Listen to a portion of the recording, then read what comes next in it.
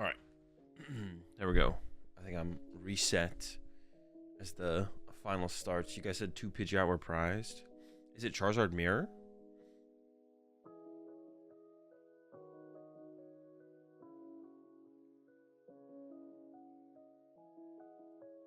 We'd have Henry going first here.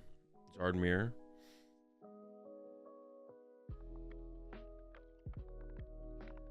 Who prized 2 Pidgeot? Is it? Oh, I guess I can check while he's prize checking. Hold up.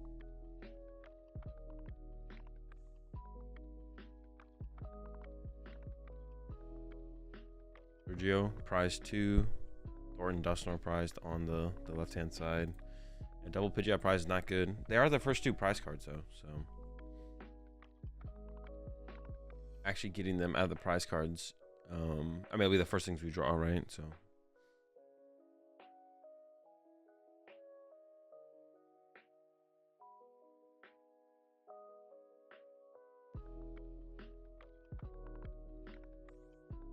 Casters say they both play on Fair Stamp. Sergio plays Briar and Henry does not. Okay.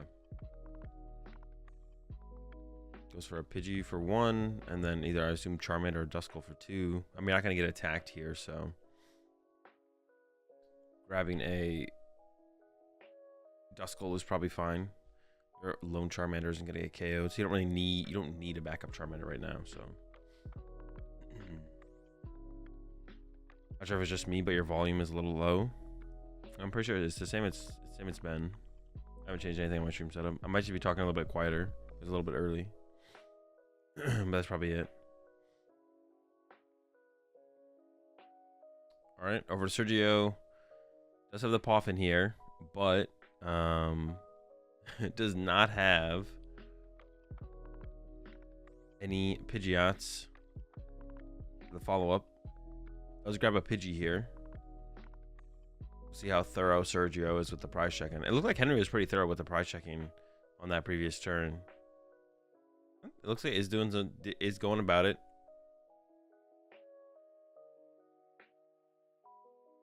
Looks like did get Charmander and Pidgey, and then Arvin could get another Buddy Poffin. Could go Nest Ball for Rotom plus 4 Sealstone. In this situation for Sergio, you definitely want another Charmander. At least one more Charmander. There was no Rotom draw from Henry. Oh, looks like we got a Rip Sleeve. There was no Rotom draw. Oh, it looks like he plays Cleffa as well, so we could see the Cleffa draw. There's no Rotom draw from Henry.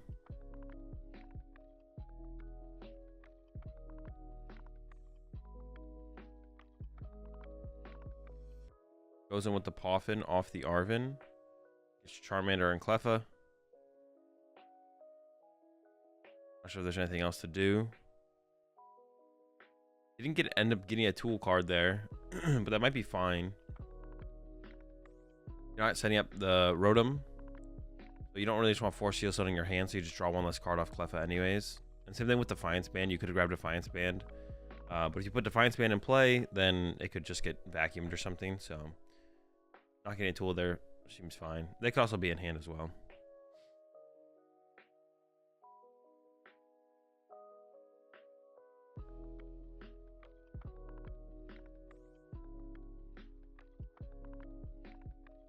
All right, and looks like that was the retreat, and then draw with Cleffa. We got, I think it is double Pidgey, double Charmander on bench, right? The whole squad.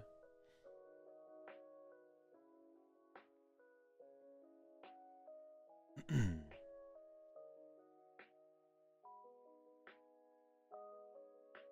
think it's right to bench Pidgey and hope to get the both the prizes early. Oh yeah, definitely, especially with Duskull down, because then you can just go Candy, Dusknoir, knockout, and then hope to get the Pidgeot off the prize cards with that play.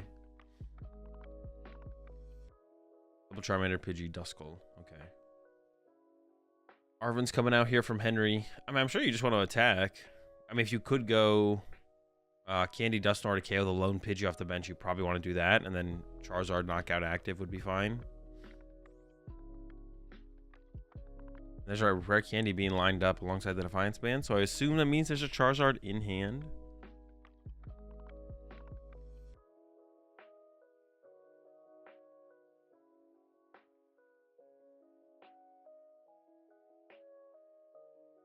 Dustnor's prized. Is Henry, I guess you probably only play one in Charizard, right? You're only playing one. So it just has to be Charizard Punch active here. I wonder if we should have even gotten the... Henry maybe shouldn't have gotten Duskull if our only Dustnor is prized.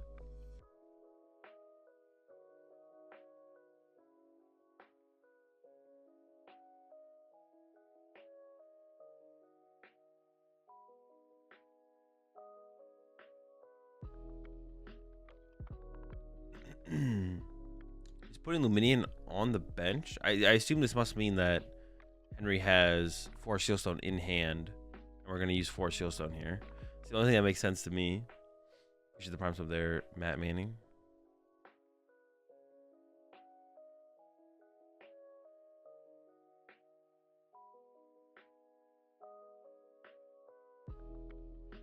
There's a supporter grab.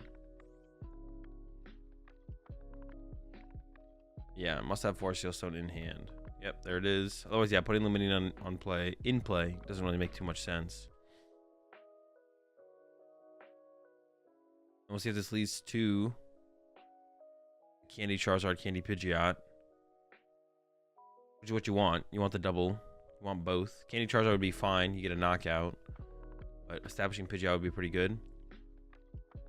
Well, there's a boss in hand. Oh, we've already played Arvin. What am I saying? I was looking at the Pidgeot, but now it's going back to the Charizard, it looks like. Also, getting some Charmanders down would be nice, because otherwise, Sergio could KO your lone Charizard on this next turn with Candy Dust or Candy Charizard. That would be a lot to have, but it is possible. I guess it's like not too ridiculous with like the Pheasantipity draw. There's a Candy Pidgeot. I don't know if there's a piece in hand. Oh, there's a Candy. So Candy Charizard is on the way then, I assume. I don't know if there's any other follow-up Charmanders, though, being benched. There's an Ultra Ball, so you could Ultra Ball for a Charmander, I guess.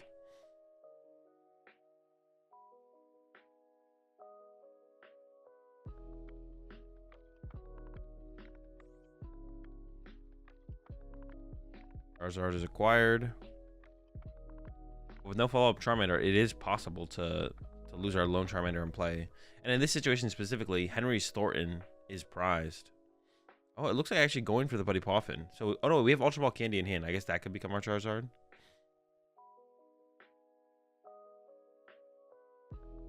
But it is lining up the Cleffa, so maybe it's just going for a chill turn.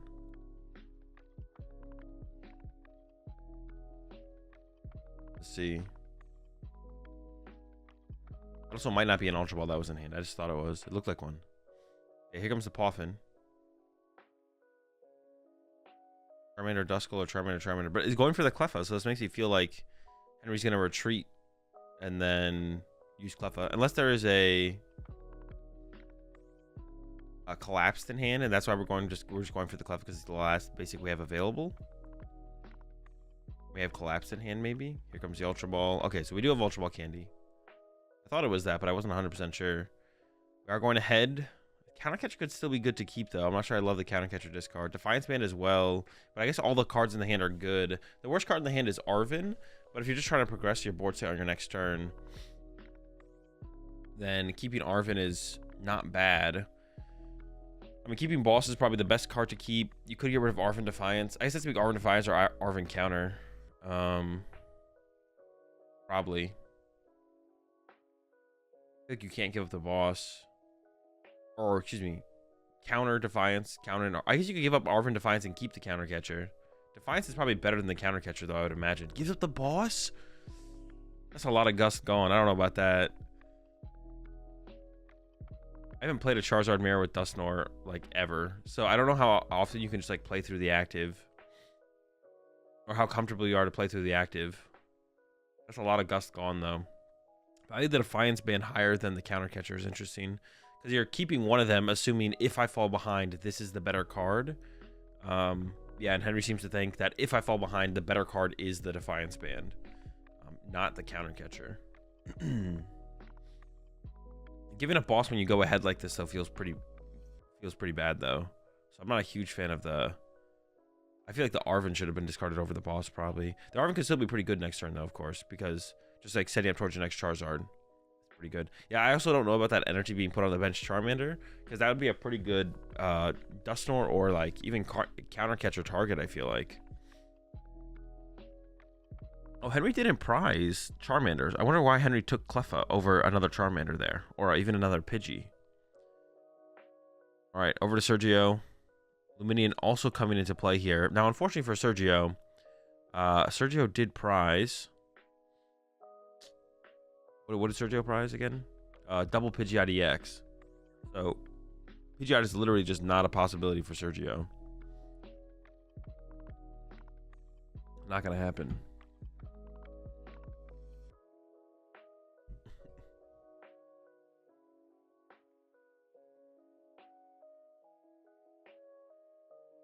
Not gonna happen. Got only candy. Yeah, the Force Heal must be in hand here from Sergio. Ooh, I don't like that sequence though. We probably should have started with getting. Wait, where did the Pheasantipity come from? Am I trolling? Did we have the Nest Ball in hand? It's Arvin. Plays Arvin. Gets rare candy. Yeah. We should have just played. Sergio should have just played Pheasantipity and then drawn with Pheasantipity here to start with. Because if we draw into the candy, then we can get like something else. Or maybe we don't even have to play Arvin for a turn. Maybe we don't even have to put Luminion in play if we draw well enough. Definitely a mistake there from Sergio. If we're going to commit the Pheasantipity, we should commit it sooner. Here comes the V-Star. I mean, here I think you're looking for like candy, or you're looking for like Candy Dusknoir. I don't even, what are you looking for? You could KO the Pidgeot with Candy Dusknoir plus Candy Charizard Counter Catcher. That would be like a play technically.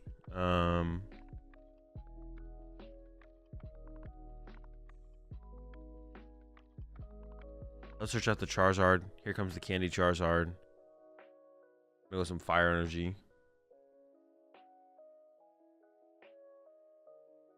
Builds up the active. I was like hesitant about that Fire Energy being on Henry's bench Charmander. Like I honestly just don't know how to play the Charizard Dusknoir mirror like at all. Like now that I'm like watching one play out, I'm like, yeah, well, what do you do? What do you like if you can Dusknoir here? What would you Dusknoir as Sergio? Or is it better to wait? You just Candy Dusknoir KO their Duskull and then bench another Duskull. Is that the best play possible if you could do it? All right, well, no Pidgeot is the big thing. I feel like Pidgeot still has to be a pretty big player in the mirror match, like it always has been. So if you can remove your opponent's Pidgeot, that's going to be a high priority. The hand here from Henry has pretty limited options.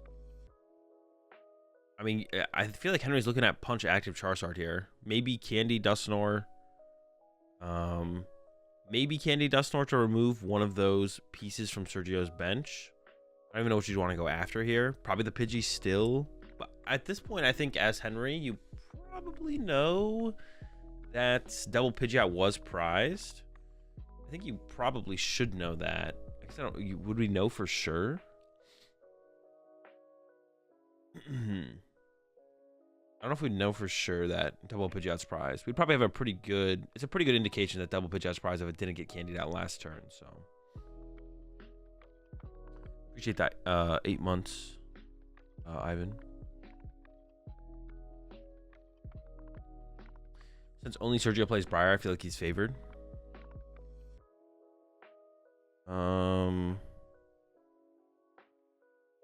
It probably is a decent card in the mirror, yeah. You'd probably rather have it than not have it. I could see that for sure.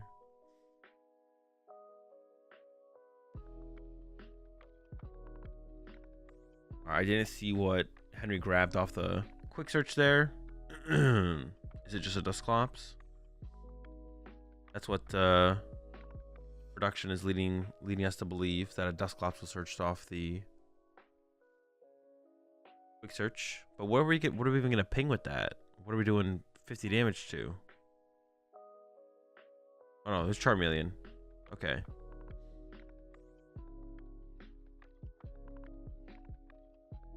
I have Arvin in hand. We don't have to play it, but if we don't play it this turn, then if we want to Iono next turn, it'll be that much less to do. So it is just a punch on the active.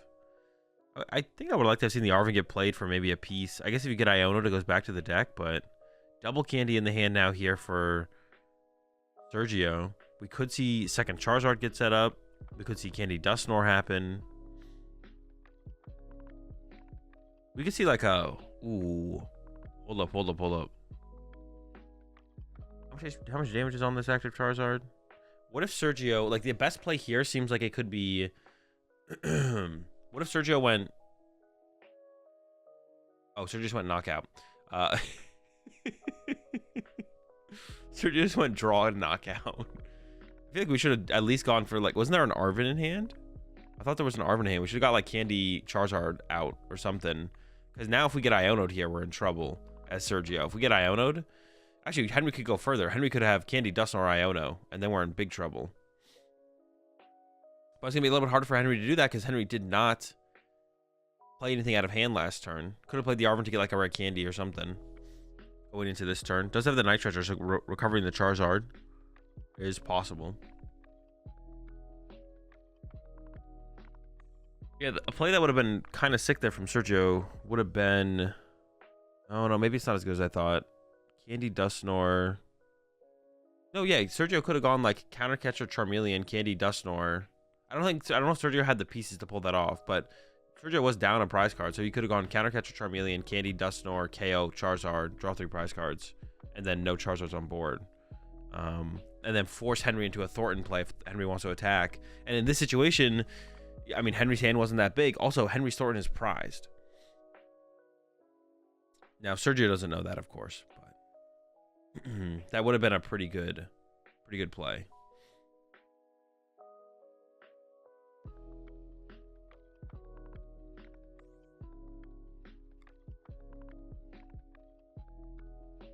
If you could use Dustnor, you didn't need Counter Catcher now?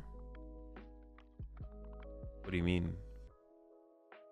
You want to target the Charmeleon, so you'd want to Counter Catcher Charmeleon, because if you Candy Dustnor KO the active, then they're just going to push Cleffa.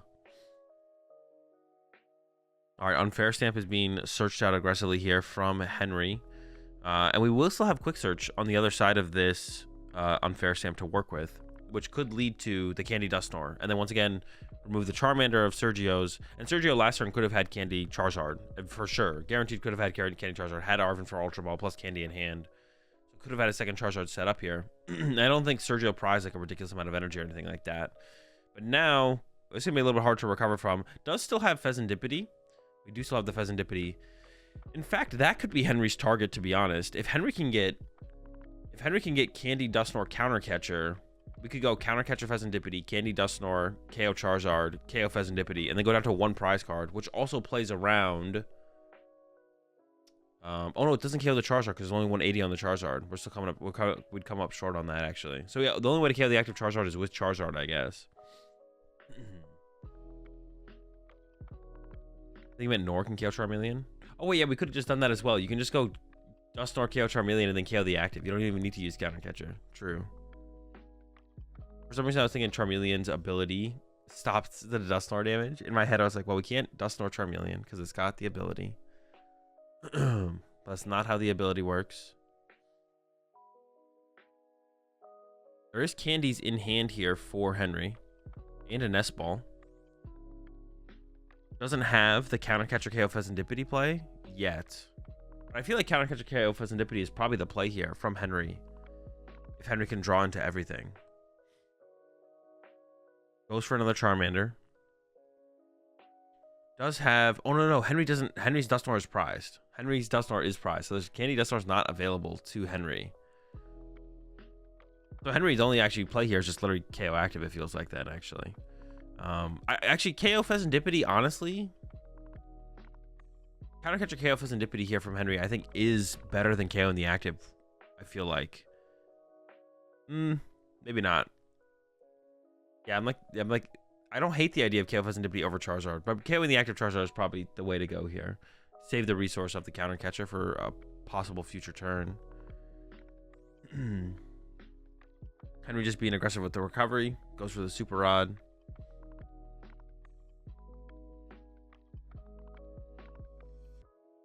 Gets back some fire energy.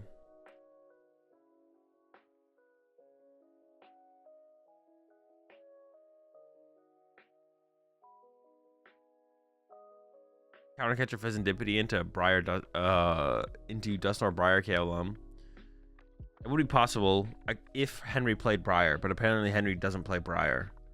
We got the Dusknoir off the prize cards finally for Henry. So now finally the Dusknoir plays are available to Henry. And the KO was had.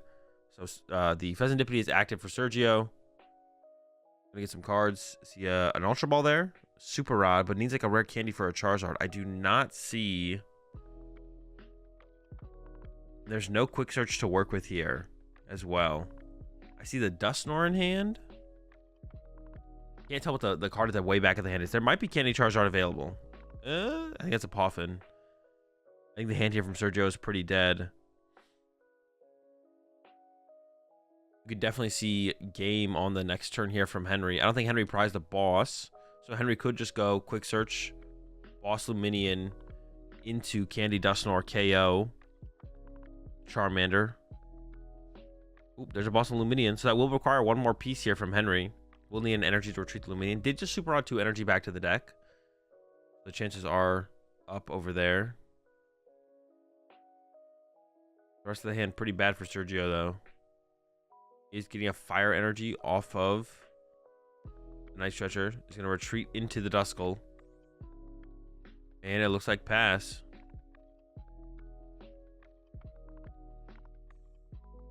Alright, over to Henry. Oh, has double candy. So you could candy Charizard to be able to move the Luminion here. That would work. I think had double candy, right? Quick search coming in. I believe the second boss is remaining. Yep. Henry's got it all lined up here.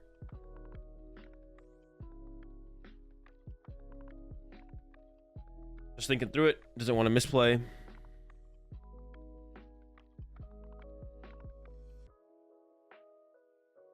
But that should be game for Henry here in game 1.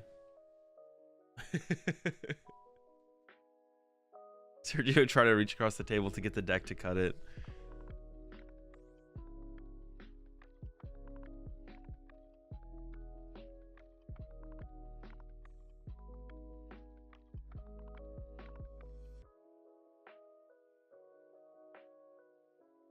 Dusknoir KO Charmander, retreat to Charizard, and then boss on the Luminion.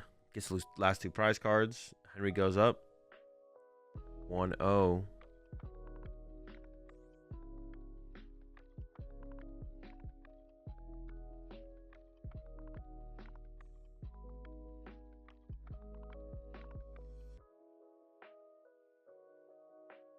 Not a kid-friendly table. No, definitely not. It's even big for like the Masters players. Like it's annoyingly big. The table is like annoyingly big for like even for me. Like it's annoying. Actually, the one in it's actually interesting. The one in Europe that I use or that I played on at Stockholm was like decent bit smaller, and it was like definitely way more comfortable. I believe. I think that was the one. Why is it so big? I don't know. When they were making the table, they thought having like a really, really big table was cool, I guess. I don't know. It definitely is not. It definitely doesn't need to be that big. It definitely does not need to be that big. Is this why you aren't going to tournaments? Yes. It just makes it hard to reach across the table to like cut your opponent's deck and stuff. If it was like, I don't know, not even that much smaller, just like bring it in a little bit.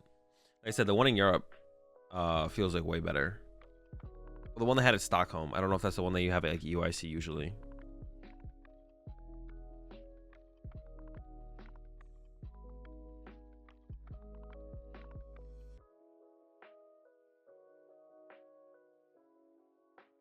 Table is holding him back. Yeah, from reaching his true potential. I'm showing off his true potential.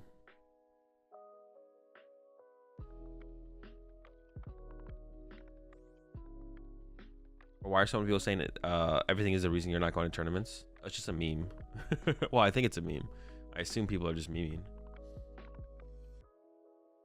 Yeah, when someone says Azul is the reason that you're not going to tournaments is because the tables are too big. I'm assuming that's a meme.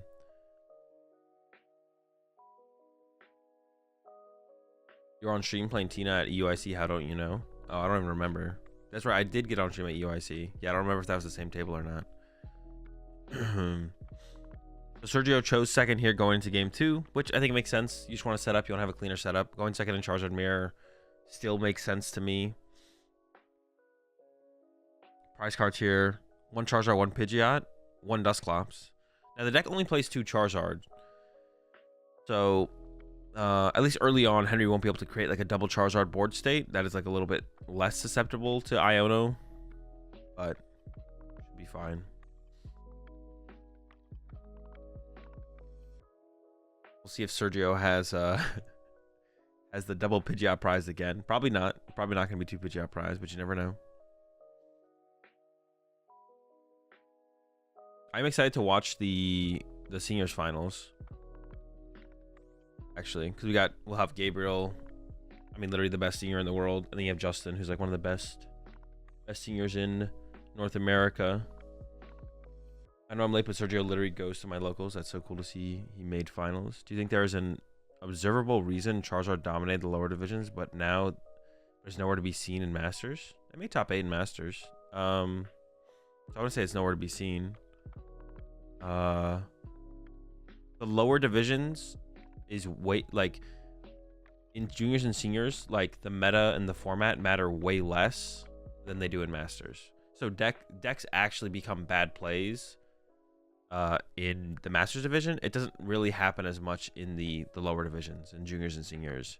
I mean, decks are good and bad, but it just matters less. Like the meta and the format matters less. Or the format's the same, but the meta game matters less in juniors and seniors, and just like how they play, it matters more. There is still some meta game, and it does matter that much more at like the top end of things, right? I feel like the meta in the seniors division is a lot more made up around what are the top seniors playing, or at least that's how it feels whenever I talk to like seniors players, or when I coach seniors players in the past. It was like one of the big concerns was just like trying to guess what the other top seniors players were playing. There is like an overall meta you want to tech for, like what are the most popular decks, and it is different sometimes in the Masters division. I would assume the most popular deck across the board is just Raging Bolt right now, but there definitely were times in the past where like Raging Bolt would be the most popular deck for us, or a better example that would be like Charizard was the most popular deck for us, but like Lost Tina I think was always super popular in juniors and seniors, stuff like that. So but the skill difference is amplified more in the lower divisions. So just playing a good deck well, the statement of play a good deck well means a lot more in the lower divisions for sure. All right, so pretty good turn 2 here from Sergio. Does have to put the Rotom in play, which of course is a liability, but double Poffin or Seal Stone in the hand for the Rotom later. I mean, I assume we're gonna go second Pidgey, yeah, because we don't want to lose access to Pidgeot, and then yeah, gets a Duskull as well. And the Cleffa being grabbed on Henry's side was interesting. I mean, it makes me think that Henry probably has to go like retreat Cleffa, draw with Cleffa next turn for sure. Play this game, and that's why the Cleffa was grabbed, but we'll see.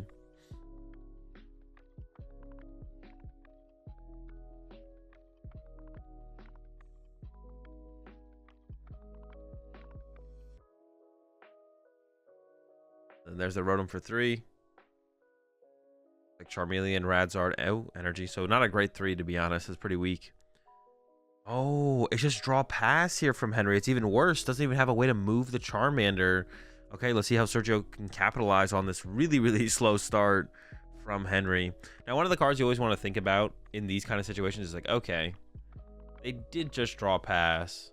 Well, like, what is the one card that they can only play if they knock me out, if I take a knockout? And that's Unfair Stamp. So you're like, all right. It could have Unfair Stamp on the other side of this. Not guaranteed, obviously, but Unfair Stamp could be there. All right, there's the Pidgeot from Sergio already, and then here goes into the V-Star. I assume to probably get Rare Candy. Or Fez. Or Fez, yeah, good call, yeah, or Fez. Well, no, yeah, or Fez. That's fair. Yeah, or Fez. All right, do we have the Candy Charizard here for Sergio? Could we go further, though? Do we have Candy Charizard, Candy Dusknoir? That would be pretty good. Just the Candy Charizard.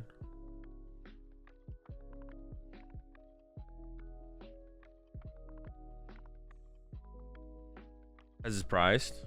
Okay, not Fez. But something for Sergio to think about, right? All right, do they got the Fez? They got the Unfair Stamp. How much more can I set up to play around those possibilities? Not much more to be done here, it looks like, from Sergio, though. Just the Candy Pidgeot, Candy Charizard, which is still good. That's still good. And I don't think Henry has either of those cards in hand. And didn't top deck very well either. Yeah, the hand there from Henry is quite mid. Has a counter catcher, so might try and slow things down a little bit. That doesn't seem worth it to play. Your hand is pretty clogged, though, and you do need to find something off this Cleffa draw. So going like counter catcher Charmeleon. Ooh, counter catcher Charmeleon's like decent. It could like, yeah, depending on what Sergio has prize, it could be actually awkward for Sergio to get to. There's like one energy in the discard pile here. Oh, counter catcher Charmeleon seems decent. Doesn't seem terrible. He has 2 catchers, so I'd say yes. Yeah, but you want to like going back-to-back turns of counter catcher when playing from behind would be really, really good. Like counter catcher next turn, then counter catcher the turn after. But yeah, I think Henry has to do something here. Does bring up the Charmeleon, hoping for it to get stuck in the active for a turn. Pretty unlikely. I don't know if Sergio plays. Ooh, he's gonna put the Defiance Band in play as well. That can be targeted from a vacuum now from Sergio. I'm not sure I like the Defiance Band play there. I almost feel like saving that is probably better. Because even Candy Dusknoir removes that Charmander from play. And takes away that threat. You'd get one less card, but I feel like it's a pretty big card for making comebacks. I mean, that's how I feel about the counter catchers as well. But we have to play something here, right? Some cards got to get played. We need to draw a little bit more off Cleffa than just like 2 cards. Oh my gosh, it's still dead. All right. So Henry is still hoping for a top deck. Let's see what Sergio's got here. Turo is a possibility. A lot of Charizards. Almost every Charizard player plays Turo, right? Sergio prized a Zard, so Turo has to be played. I don't think Sergio prized the Zard. No, Sergio did. Oh, Sergio prized the Pheasantipity. Wait, did they both prize Pheasantipity? Yeah, Henry prized the Zard, I think. Goes for the Turo.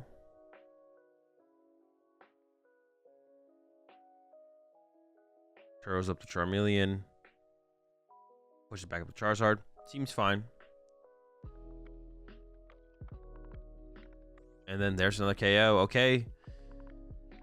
Over to Henry. Once again, it still comes down to some kind of top deck here.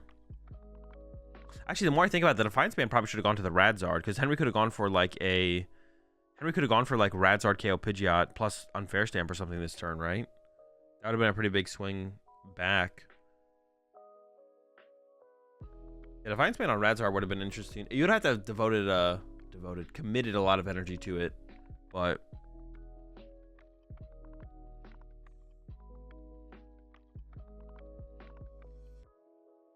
that would have been an interesting play to set up for. Attaching the Defiance Band to the Radzard.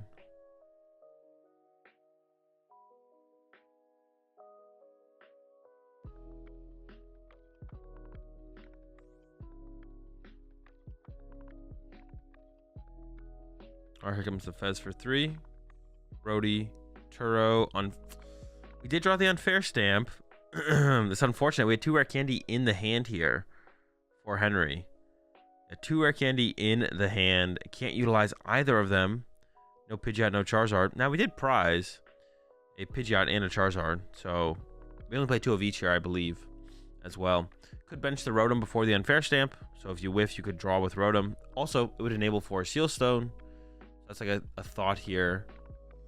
For sure, for Henry to decide. Also, Counter Catcher could be played. Oh, there's also a Duskull in the hand as well. So, that could make its way to the bench. But then, we wouldn't be able to use Rotom. I don't even know what we'd counter catcher here as Henry. I guess maybe the Rotom to just try and get 2 prize cards.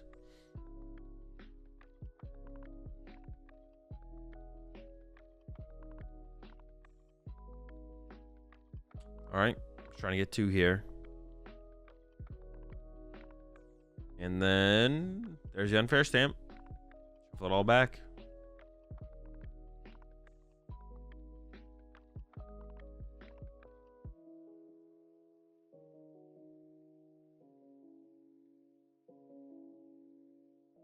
Yeah, not an Iono. Henry still needs a pretty good draw here. Candy Charizard would be okay. Like, I'd be all right. We're still in the game. Candy Pidgeot, Candy Charizard is obviously ideal here for Henry. Falling behind another prize card sounds tough. Yeah, the comeback is getting harder and harder every single turn here for Henry. And there's that threat of the Dusknoir looming there on the bench with the Duskull. Go to progress the prize rate even faster. Oh, we haven't played a supporter yet, right? As Henry. We just drew into the unfair stamp. We drew back into the Rotom. We also have the Arven. So we can get Candy Charizard. We just won't be able to get Candy Pidgeot.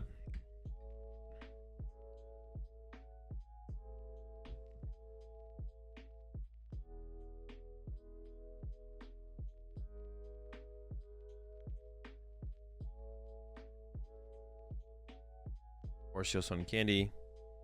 Lining up the energy. Rotom will have to come down. I guess you could actually put Luminion in play and search out Iono instead. Maybe that's better. Is going with the Rotom. Yeah, I could see Luminion being better there. Putting Luminion in play instead. Because you might still have to put Luminion in play, I guess. But I guess, like, are you ever getting your board state out of liability range? Probably not. There's probably always going to be way too many liabilities in play. Probably going to always be way too many liabilities. Here we go. Candy Charizard. Activate the ability. Load up Radzard at this point, to be honest. Maybe with one. I don't know how many energy. There's 2 energy left in deck. I feel like putting one on Radzard here from Henry makes more sense than one on Charmander. Because we still have 2 in the deck for Charizard later. Yeah, I'm not sure about that.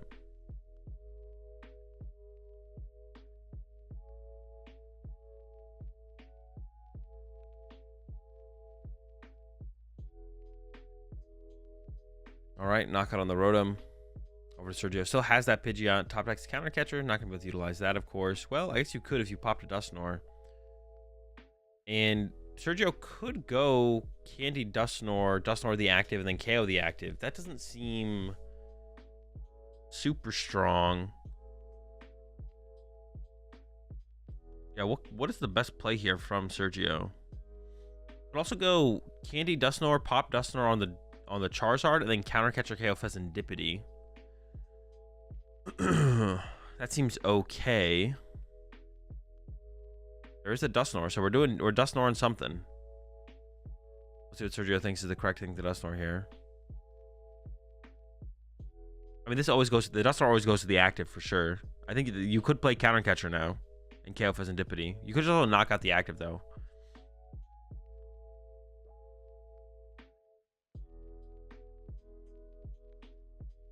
Yeah, to the Charizard.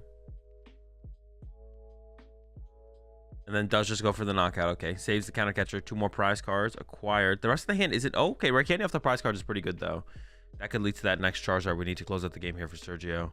Now over to Henry. I think it is possible for Henry to win here, but it is unlikely. Henry could go Thornton, Duskull, Candy Dusknoir, counter catcher, Pidgeot, pop Dusknoir, KO Charmander, KO Pidgeot. So it is possible for Henry to win. However, it's very unlikely. This is actually another situation where that Defiance ban would have been pretty good on the Radzard still, because it could have led to the Pidgeot KO here. Yeah. Counter catcher and Briar, no. I mean, if you have Briar, you wouldn't even need to counter catcher. You could just KO the active. But Henry doesn't play Briar. Henry doesn't play Briar. We got double candy now. That is Candy Pidgeot, Candy Charizard. There's the Duskull. Does Henry actually have the play? He's lining up the Thornton. Wait, Henry might have it.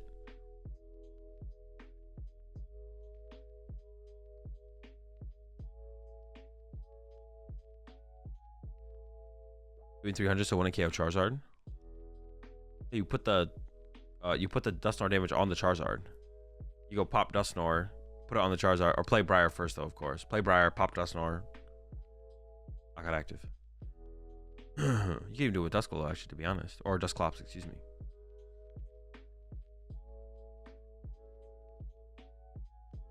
Henry's still cooking. Yeah, does Henry have the play, the full play here? The Thornton's in there. Has Luminion to go get it. Maybe he just has the KO on the active, though. Maybe he doesn't have the full play here.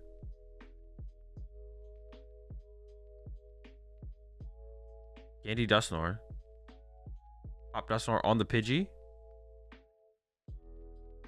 Oh, wait, that knocks out the active. Wait, that works as well. Because Sergio goes down to 1 prize card. Oh, holy smokes. He was accused, but then acquitted.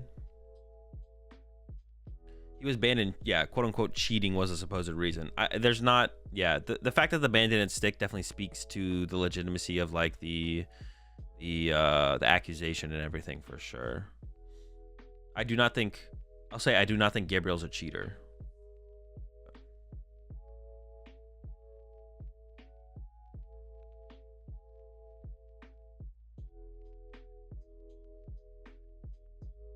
So just, yeah, Charizard against the... Going first is definitely a big deal in this matchup, I feel like. To hopefully get out of Candy Charizard before the Radiant Greninja threat happens. I see the Judge in the hand there for Justin. Also opened the Ditto here. Turn 1 Judge honestly might just be the play. Ultra Ball for Fan Rotom or something, and then Judge. Depending on what Gabriel does here. This matchup honestly seems kind of tough. Well, no, the matchup does seem tough, to be honest. This matchup does seem tough. If like Gabriel stabilizes, like Justin doesn't play Dusknoir. If Gabriel just stabilizes the board state with a couple Charizards and a Pidgeot, like Justin can't draw prize cards and needs to go for like some 2-hit Briar shenanigans after that. But yeah, it seems like a bad matchup, to be honest. It seems like a favorable matchup for Charizard. Justin is playing Palkia Terrapagos Area 0 shenanigans. 60-40 in favor of Zard, according to the DDG team. Nah, they're capping. They're coping.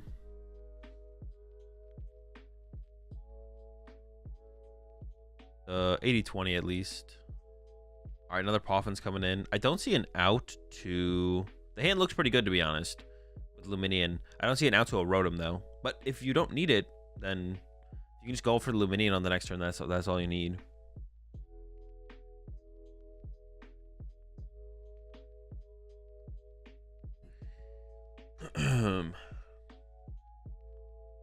Having all night for a finals where you know almost the whole 60 seems pretty different than a final on day 2 at the end of the day. Yeah, it definitely is different for sure. Well, if you actually do any prep. Sometimes people don't prep at all and they're just like, all right, I'm fine. I guess like the big thing honestly for Justin is being able to take away, like turn 2 Greninja, you could like KO the Pidgeys, to be honest, and take away the Pidgeys or something like that. That would be like the play to probably go with, to be honest. Instead of going for like KO double Charmander, although KO double Charmander would be a possibility. I feel like removing the threat of the Pidgeot is almost like the bigger deal. And then go into Palkia. Charizard can't want to KO Palkia. And then hopefully they can't get the Gust around. Yes, here comes the Nest Ball. So Gabriel didn't do very much. So the possibility of the hand is a little bit lower. But I wonder if we'll still see Justin play the Judge anyways. Yeah, I wonder if we'll see Justin play the Judge anyways. We could see it.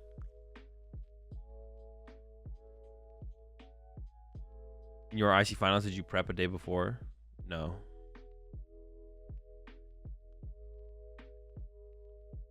I just figured out like the 60 cards and that's it. But for for the one against Bradner, we just swapped deck lists. So.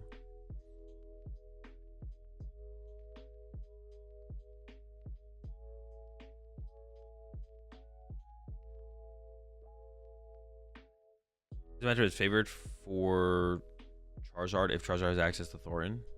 I don't even think you need Thorin. You need triple Charmander, right? Because then you get 1 Charizard out, and 1 Charizard goes so far, and then you just clean up with the Razzard probably. Azul just has it like that. It's all in the mind. I mean, it probably would have been good if I did play some games against the matchup, but Yeah, there wasn't like that much to figure out or that much to know. It probably would have been most beneficial for the OCIC finals if I had played games against Reagan 60. But I just chilled the day before. Got as much sleep as possible.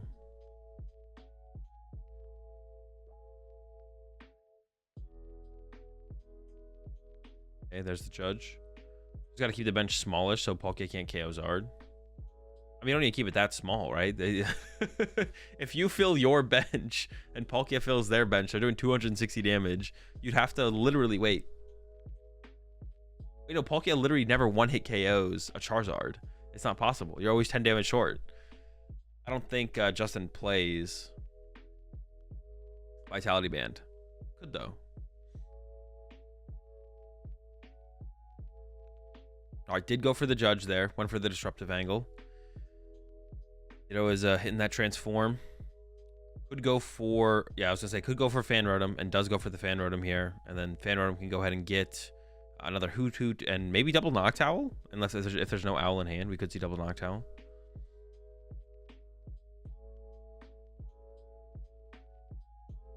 Gabriel benches to 6 though.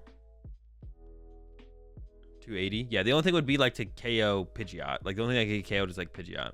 Justin plays Kieran. Oh, really? Yeah. Yeah, I don't think Gabriel's going to overbench even when an Area 0 hits the field. I don't think we're going to see Gabriel go, all right, I'm just going to put down 8 Pokemon. At this point, though, it is weird because there's no stream matches. The players probably don't know each other's lists fully. Like, Justin plays Kieran. Gabriel probably doesn't know about the Kieran. Unless Gabriel talked to one of Justin's previous round opponents from Top Cut or Swiss. Unlike the Masters Division, they don't stream every round, so it's so you're in a situation where when you get to the finals of an IC, it's likely one of you, actually it's guaranteed one of you's been on stream. Caleb was streamed with our Palkia list. Oh, true, I guess that is fair. But does Gabriel know that? Does Gabriel know it's the exact same 60? I guess that'd be the question, right?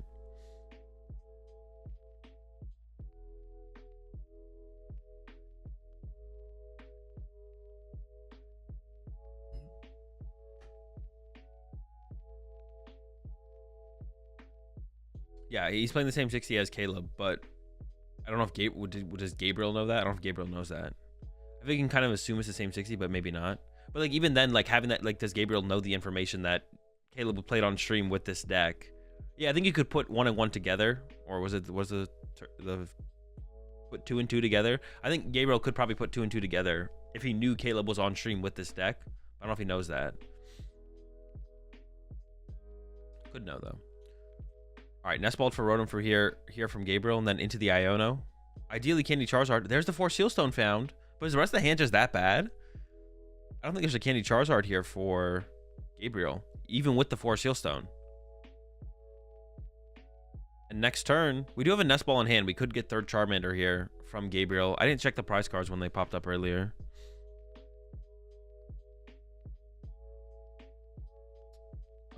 It looks like Palkia V and a Terapagos prized. There's no energy in the discard pile. And 2 Owls just went to the bottom of the deck. So honestly, it might be hard for Justin to get to the Radiant Greninja knockout. I feel like you should go with third Charmander here as Gabriel, though. Oh, wait, we're V-starring. Hold up. Oh, wait, is there Candy Charizard in the hand? It felt like the way Gabriel was about to play off the turn that it wasn't.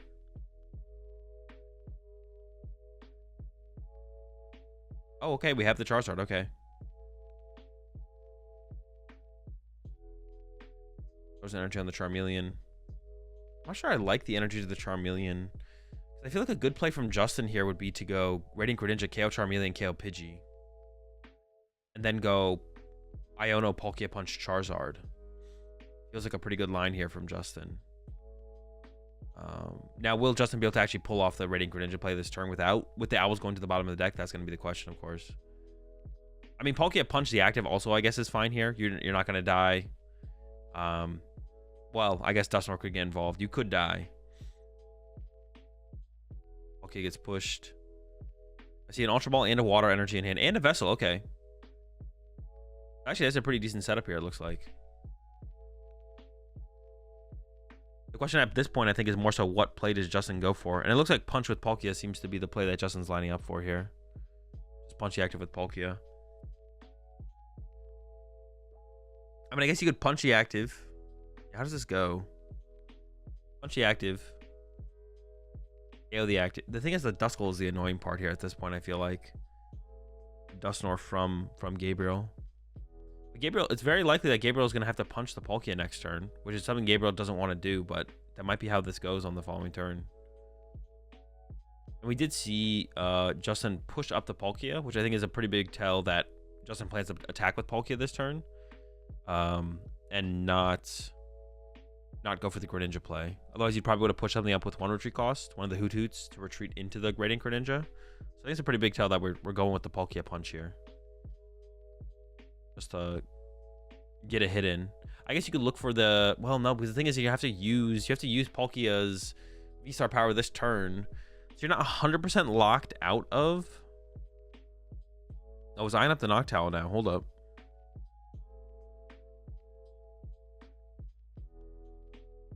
There's the Owl.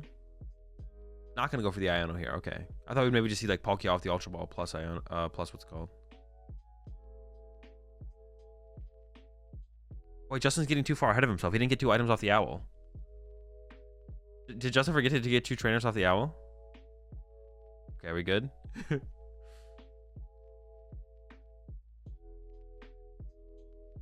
I wasn't sure if they're gonna like hold, because he took the Palkia. I wasn't sure if they're gonna hold him to hit. Now he's playing the Irida,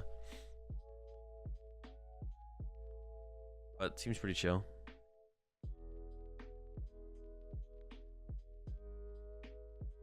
Palkia and Poffin being searched out.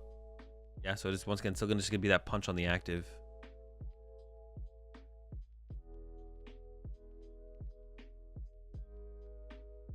No, still in the deck. Yeah, it seems fine. I don't think it's a big deal. But I was worried for a second. All right, Poffin coming out. Gonna get one more Hoot. Maybe only just one Hoot, and then gonna get the Radiant Greninja off of the Nest Ball. Honestly, this feels like a pretty mid-turn. You're also whiffing the attachment for turn here, Justin. You're not getting the attachment down. You like to like start to build up the Radiant Greninja, I feel like, at this point through manual attachments, but we are whiffing the manual attach with this sequence here.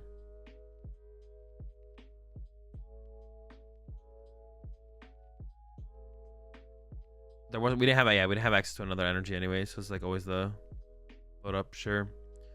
There's the punch. I mean, I guess we could have gotten... It's possible to have gotten like a Vessel there maybe from Justin instead of like the Poffin. But if you only have one Hoot Hoot in play, then it becomes like a pretty straightforward target from Gabriel. Gabriel just goes Candy, Dusknoir, KO your lone Hoot Hoot. But even in this situation, Candy, Dusknoir, KO, Hoot Hoot's still pretty good. But KO and the Greninja is also good here from Gabriel with the Dusknoir. And like I mentioned, I don't think Gabriel wants to punch the active. But would have to have like a boss in hand to get around it, because Counter Catcher's not live. We can't turn Counter Catcher on. It would have to be literally a boss. And I think you'd probably go after a Hoot Hoot here. The Greninja is tempting though. Like the Greninja is kind of annoying.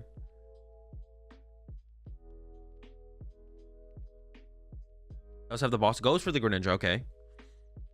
Ignores the Owls for now. I guess the threat of the Greninja was active next turn, right? Because of E-Switch. So, oh, I guess Greninja also could on KO active KO Charmeleon next turn as well through E-Switch. I don't believe Justin can actually... I think Justin only plays one E-Switch, but I don't know. If Justin does play 2 E-Switch, the Greninja play would still be live here for Justin to go... I don't even know what you send up.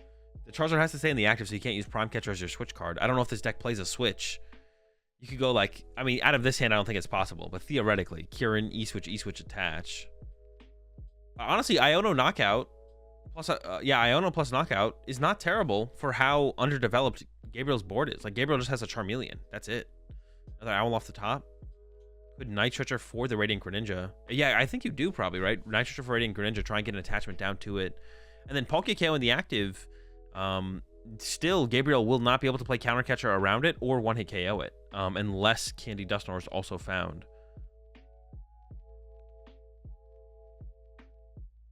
From Justin here, I think you should probably Night Stretcher for the Radiant Greninja and try and attach to it, so you can threaten that still on the following turn. And then just go for the bulky and knockout on the active. That seems decent to me. I guess one question here from Justin should be, do you actually want to Iono? I guess should be a question here. Goes for the trumpet to the rapper goes. I guess, do you maybe not Iono because of Gabriel's turn? Because of what Gabriel did on the last turn. Should you ever not Iono? That could be a question here, actually. The Night Stretcher's coming out, but it's going to go for the Noctowl instead. I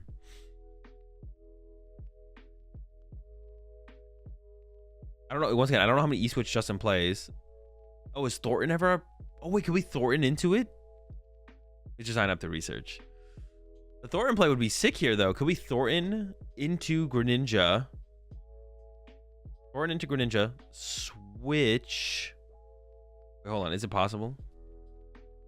Thornton, Greninja, switch, attach, E-Switch. I mean, it's possible. Because we could get Ultra Ball Thornton off of the... But I don't know how many... I don't know if there's a switch in this deck. I guess it has to be Prime Catcher, maybe. Was Prime prized?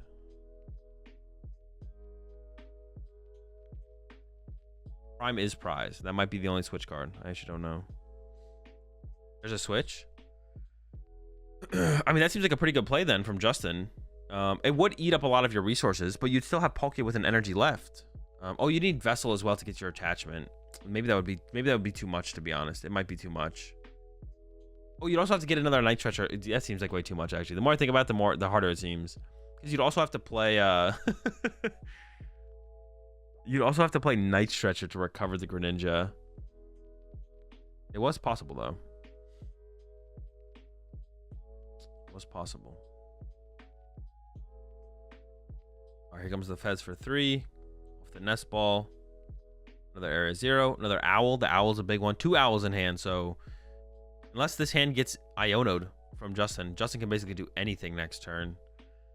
He's going to bench the Mew as well and then take this knockout.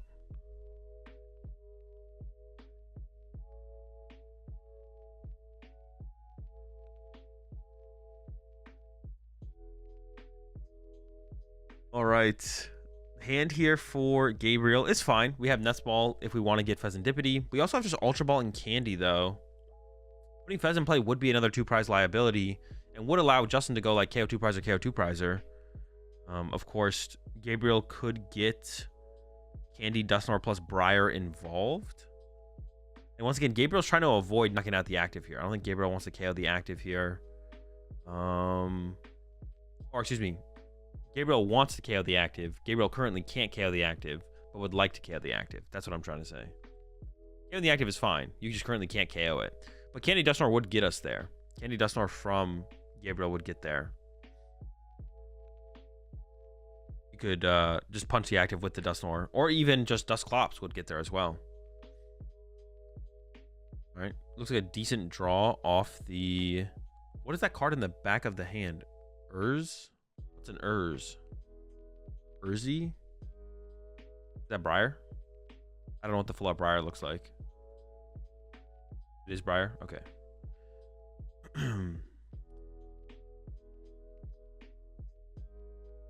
We should have access to Candy Dusknoir here. Or, excuse me. We have access to Candy Dusknoir. We should have access to Candy Pidgeot, Candy Charizard. I don't know how many candies we have, though. I don't know how many Pokemon we can candy out here. At least one. One can at least be candied. Goes for Stretcher Defiance. And then has Ultra Ball. So it can be Candy Pidgeot, Candy Charizard from Gabriel here. Is discarding the Dusknoir over the Pidgey? When are we ever using this Pidgey?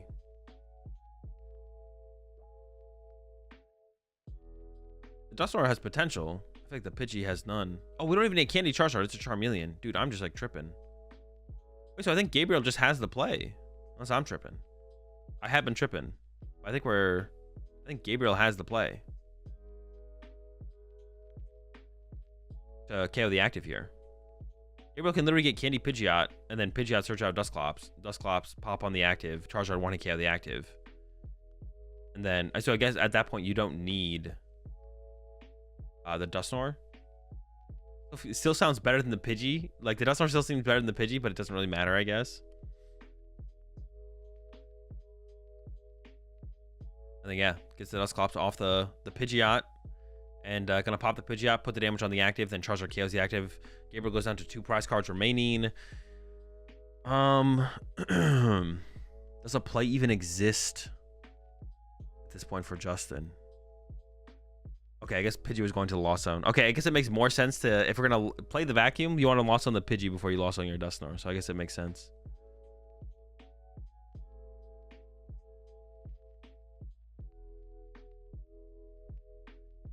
Oh, I guess this Dusclops damage doesn't need to go on the active because you do have Defiance Band here. You could Dusclops to the bench and then Defiance Band knock out the active. So you could put the 5 on like the Terrapagos, maybe? I don't know if it really matters. There's 3 prize cards have been drawn for Justin, so this damage is probably irrelevant. Actually, no, the 50 should go on the Mew, right? So then you could go Candy, Dusknoir, Dusknoir, KO, Mew. Yeah, so the 50 should probably go to the Mew here. There's the knockout. I guess this plays around Bravery Charm? Briar Turtle, knockout, Rotom. Briar Turtle, knockout, Rotom. Oh, shoot, you're right.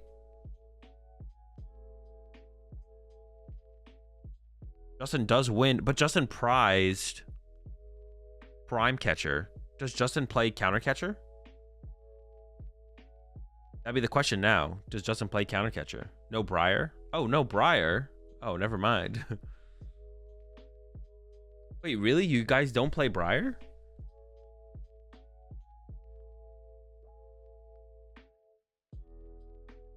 It seems like it would have to be like a necessity.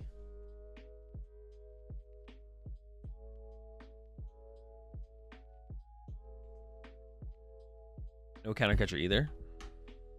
So no plays, no big plays available then. No Counter Catcher, no Briar.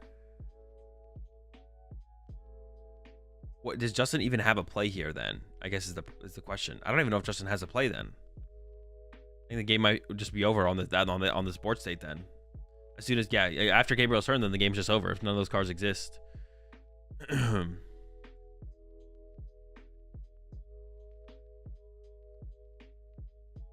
I guess Gabriel has 2 prize cards left. It looks like Justin was thinking about hitting with the Fan Rotom, which I guess you could do. You could punch him with Fan here.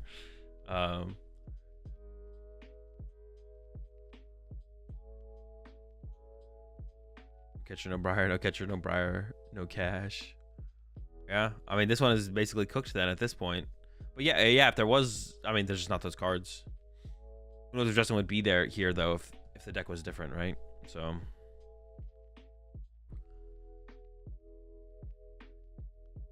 yeah, I don't know. Yeah, Gabriel just needs boss to win. So if Gabriel just has boss, the game is over here.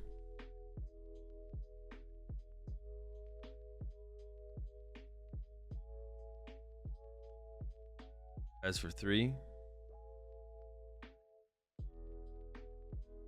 I guess the last 2 prize cards could be boss, right? That's one thing that Justin could be betting on here is Gabriel's last 2 prize cards could both be boss's orders. But even then, Justin needs to draw 3 prize cards, so Gabriel could just set up another Charizard. Yeah, there's the boss. Yeah, this seems pretty tough, to be honest. Even with like Briar and Counter Catcher. I mean, I was saying like the matchup would be super favored or anything, or it'd be like fine. It would still be an unfavorable matchup, I think, even if you had like those cards. I kind of assumed that Briar was in the deck. Counter Catcher, I wasn't sure on. I just kind of assumed Briar was in there.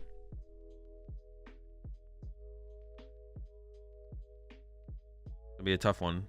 Does get to go first now, though. That's the big part in this matchup is definitely going first, because getting off the Radiant Greninja play possibly before a Charizard gets candied into play is the big deal. I wonder if now I like think back to that turn where Justin could have done the Greninja play maybe, and I wonder if it was possible.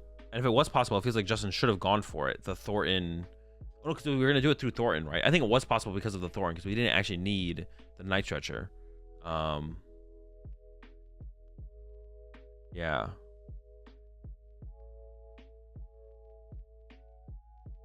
I feel like Justin should have gone for that play. I don't know if it was 100% possible though. From Justin, I don't know if the Thornton play was the Thornton into Radiant Greninja play was possible, but it looked like it was possible, to be honest. It would have been a huge investment, and it would have left Justin with just like one Poke with 1 energy after that. But you would have KO'd Charizard and Charmeleon, because we did hit for 240, I believe, or yeah, 240. So then I should have KO'd the active. And the deck does play a switch, right? Because there was 240 on it. Yeah. Yeah, I think that play was possible from Justin, to be honest. The Thornton play. I have to go back and rewatch the turn. I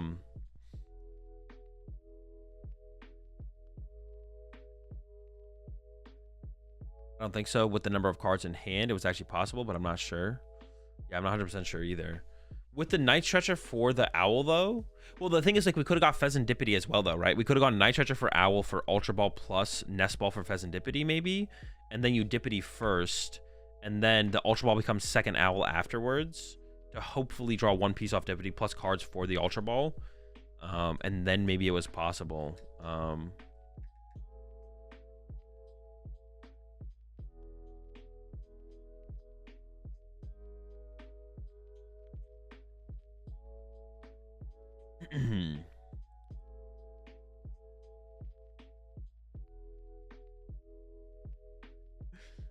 All right, still potential for the comeback, though. Like I said, going first is a big deal, but this does mean if Justin is able to win this one, potentially off the back of a big Radiant Greninja play, Gabriel will be going first in Game 3.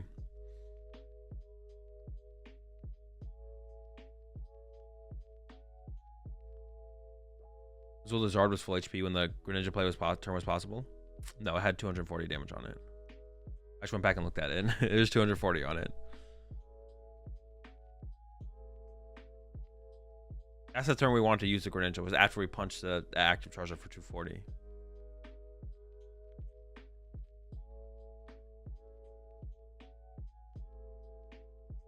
All right, here we go. Looks like concealed cards are being used. It'd be funny if they just held that angle for that camera for the whole time. No Palkia, though. Oh my gosh. The Palkia whiff is huge. Honestly, the hand just kind of sucks. It's got an Owl, Double Stretcher, Thornton, and a Research. And things are looking pretty good here for Gabriel. Here comes the Arvin. There's no threat of... there is a small threat of the Moonlight Shuriken. It is very, very small.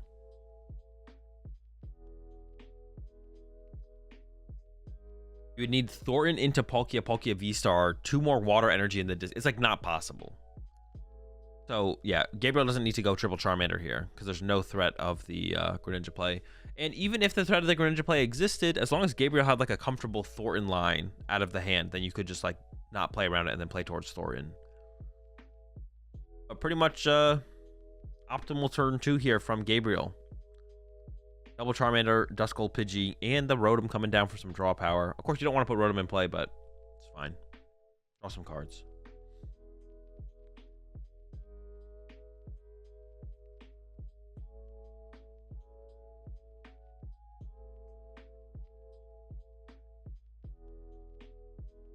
Doing one last search. Little Shuriken. You know what it is. Got a Shuriken him.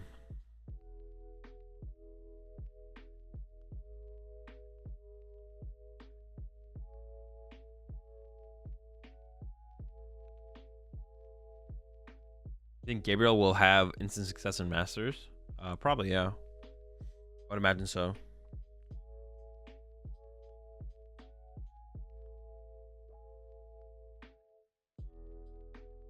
It'd be hard for him not to. He's like the most successful senior player of all time, on like one of the biggest runs of all time. We've seen seniors have way less results than Gabriel and then immediately like, you know, show up in Masters. So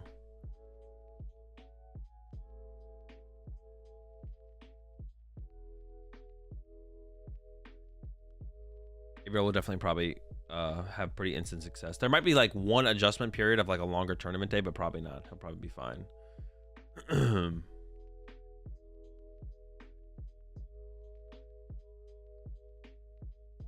He's gonna win LAIC and Masters next season. Is he a Master next season? Thinking about attaching active, does go for it, and then here comes a draw 3 from Rotom. Just in case you draw too many cards off of, or too many fire energy off your Rotom draw. Or get Ioned into too many. Off and top deck there from Justin is a little bit late, but I guess better late than never. Can get another Hoot Hoot in play. Maybe two. Maybe you just go for the quad Hoot and hope to find Terrapagos to expand your bench with the fit Palkia. But I think here as Justin, you're really just hoping that Gabriel has a slow turn too. But I think Gabriel's hand is pretty good over there. We'll see.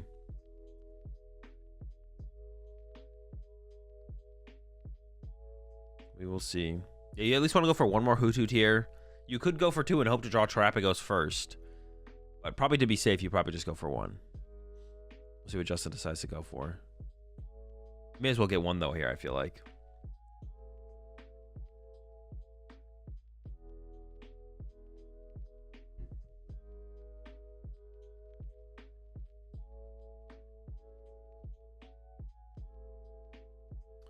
Prize cards were nothing crazy. There was a Palkia V-Star prize, but I believe it does play a 2-2, so it should be fine. Do you think the best way to play Charizard is in Searching Sparks? I have no clue. Is it the Terrapagos build like Petrucci played, Fernando's Stamp List, or Jackson 4 Secret Box? They all seem mid. I don't know. The Terrapagos way is probably not the best way to play the deck. I guess I'll say that. I don't think the Terrapagos way to play the deck is the best way to play the deck. All right, there's the research from Justin. And it is pretty... I mean, double Night Stretcher and a Noctowl going down does not feel good. There's the 7. Palkia was found. I do not believe a Vessel was found. There were some other Pokemon search cards found, though. Ultra Ball and a Noctowl. Iona for next turn. So there's stuff for next turn. Got plays.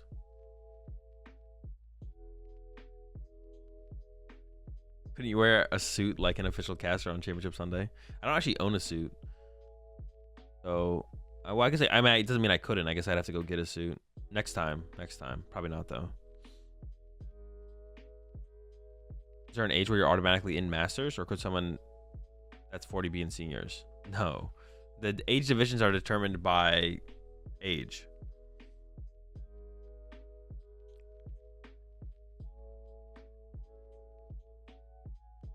There's the Palkia and pass. And you're really hoping Gabriel has a slow turn here, but I don't think that's going to happen.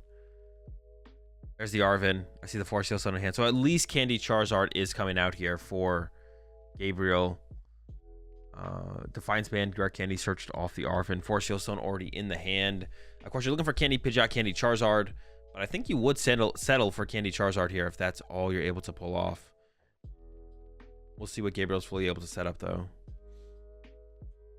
I guess there could be an argument for just going Candy Pidgeot and then ignoring Charizard for a turn, but I'm pretty sure Gabriel's got it all here.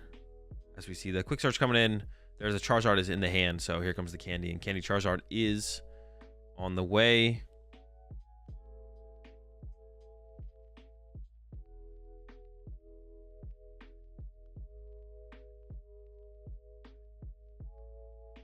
I'm going to take this first KO on the Radiant Greninja. Could attach another energy to the bench Charmander. Don't really need to do that, though. Could just hold it. Holding it, I think, makes the most sense. So Gabriel goes for. Thinking about attaching it. So we could see the same play here come out from Justin. The problem is it's going to be a ton weaker because the Pidgeot's set up at this point. Like when Justin went for like the 240 into the threat of the Radiant Greninja, Pidgeot was not in play. But now Pidgeot is in play. So Quick Search is going to give Gabriel a lot more options turn to turn. Make it pretty tough to ever kind of have a moment for Justin kind of lock Gabriel out of Charizard, which was like, yeah, that was like possible on that previous game at some point.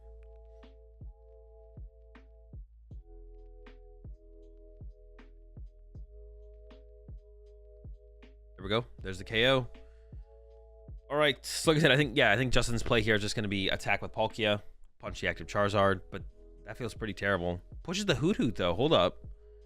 We do have some big plays going down here. Ooh, can we go or bench Pokemon? No. Well, hold up. No, wait. 260. Oh, we can fill our bench. What am I thinking? Dude, I just mathed so poorly on that last game. 220. We could KO the Pidgeot, right? Yeah, Prime Judge, kill Pidgeot. Okay, okay. Now that's a play for sure. Prime Judge, kill Pidgeot definitely seems pretty solid here. Dude, my math was so bad with the Palkia math on that last game. I was like, no, Palkia caps out at like, it's like impossible to KO Charizard. It's not that bad. It's not that hard. Wait, no, it is that hard. I'm trolling. It is pretty hard. You're never KOing a Charizard. Wait. You can KO a Charizard. It's just very unlikely. It doesn't have any Chien Pao? No, no Chien Pao. Need Vitality? You don't need Vitality, but Gabriel would probably have to overbench, basically. Full Polk bench, 4 Zard bench, Kieran. Yeah. It's a lot. It would be, it's a lot. All right, here comes the Vessel from Justin. Has an Ultra Ball in hand and has the Prime Catcher. And you would definitely like to judge here, but already has an Iono in the hand, so I wonder if Justin will just go for the Iono. I also don't know how many cards are in Gabriel's hand. You could also just KO the Pidgeot and not actually play a supporter, which would be fine.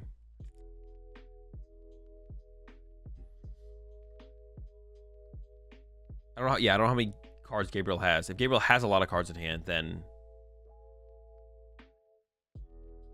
one more Ultra Ball in the hand there for Justin. Could have Ultra Balled for Pheasantipity first, then drawn with Pheasantipity, then played Ultra Ball, I guess. Might just be going into the Iono or Prime first and then Iono, and then hoping to get enough basics off that. The Area Zero did stick for Justin, so that's already in play. Yeah, it is just going to be the Iono played here. So no Judge, which would have been a little bit more impactful. Has to settle for the Iono. It's 6 new cards, and then does need just 2 bench Pokemon here at this point to get the KO. There's a Nest Ball. That can be for the Pheasantipity to draw more cards. There's a Noctowl. So pretty good options here. Also has an Ultra Ball for probably next turn. Not going to be using it this turn. You also probably don't want to overbench here. And then you probably still want the threat of the Radiant Greninja play as well, if possible. So getting Greninja in play.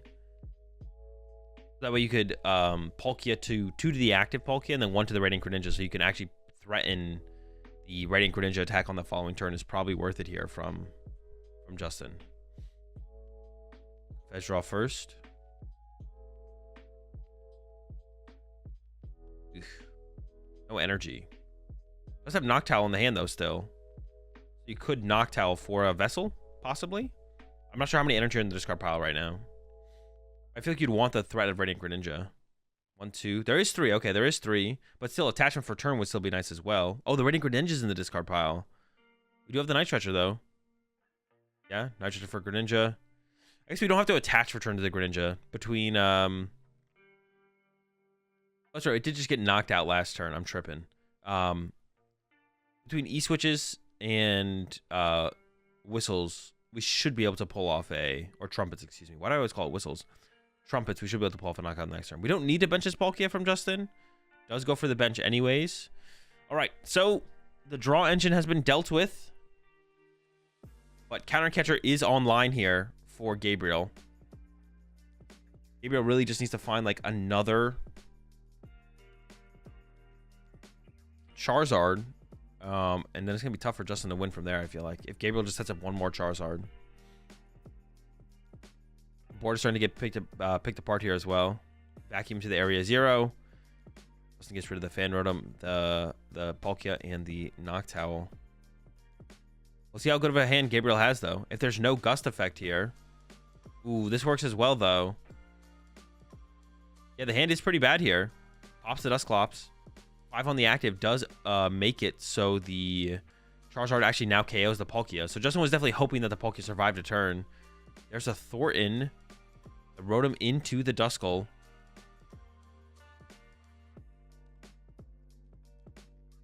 Get that 2 prize liability out of play.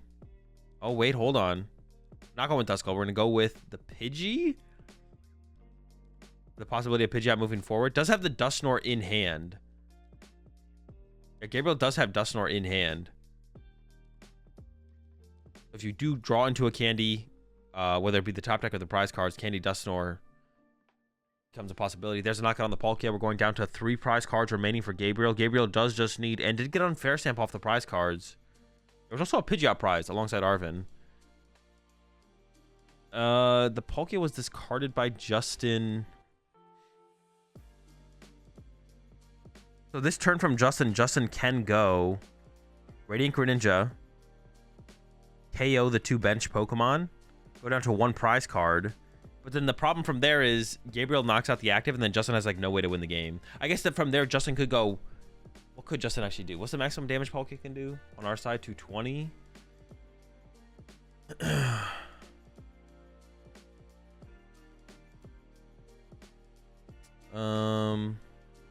Hey, attacking with Radiant Greninja here just isn't even that good. I feel like Justin should actually probably just punch the active with Terapagos and Iono. I feel like the play here from Justin should be punch with Terapagos, Iono into knockout. Maybe Iono again. Yeah. Doing the Radiant Greninja play doesn't do anything. Because we get down to 1 prize card, but then Gabriel just attacks with the lone Charizard and wins. Punch Zard, KO Dusk. I guess maybe you could do that. Yeah, I guess you could do that. You could go attack with Greninja here. Okay, so you could still attack with Greninja. You just need to punch the active and KO the Duskull. Okay, yeah, that seems good. And then ideally Iono as well, right? If we can get Iono involved with that. Oh, wait, but no, we're not doing enough damage with Terapagos on the next turn then, though. Oh, no, we do 240, right? Because we'll have 2 water energy on it. No, okay, that works, yeah. Also, we need to find that Iono this turn. But I think I see it in the hand there. All right, Trumpet's in. Onto the Ghost. E-switch to the active. Has a couple more cards that could be played. A couple Ultra Balls in the hand. Stuff like that. There's a Heavy Ball as well. Gives up the Palkia here. Which I think we're definitely out of Palkia Vs. I think we might also be out of Night Stretchers at this point. What about Briar for Gabriel? That would open up the Briar play from Gabriel, but maybe you just have to give that to Gabriel, because otherwise, how do you play? How would you ever play the turn? I guess you could play the turn by going Terapagos Punch active, Iono, and then Gabriel KOs you, and then you Iono to 1 plus KO. I think you put Gabriel on having the Briar, to be honest. I think this play makes more sense. I don't know if Justin's used the Pheasant Dippity or not. I wasn't paying close enough attention. We still have the Mew for draw power as well. Oh, we do get 3 here from Gabriel. For some reason I thought it was 2. I don't know why I thought it was 2. There's the Pheasant Dippity draw. Oh, wait, no, Gabriel has 3 prize cards left. So even if Justin goes down to 2, Gabriel would need Counter Catcher and Briar. Yeah, you need Counter Catcher and Briar. That seems fine. Uhu to the bench. I think has a Trumpet in hand. I don't know if there's a reason to use it right now. You could, I guess, in case you're going to get Iono'd. Oh, there might not be any energy in there. Gonna go with the concealed cards here. We do have the Trumpet in the hand to work with, so probably makes sense. Burn this Vacuum here as well. Just vacuum away the Force Seal Stone off the bench just to burn a card out of hand. I don't know what's in the hand though. I don't know if there's that many bad cards. Goes for a Trumpet immediately. So both Terapagos are set up. And then here comes the Snipe play. 90 active, 90 Duskull. Okay, yep. And we set up for the 2-hit on the active. Now, if Gabriel has Counter Catcher Briar, Gabriel does win. I did see an Ultra Ball top deck there. But it does have to be Counter Catcher and Briar. Just Briar itself isn't enough. 3 Trumpet? That's a lot of Trumpet. It's 2 or 3 of them. There's at least 2. I think it is 3, though.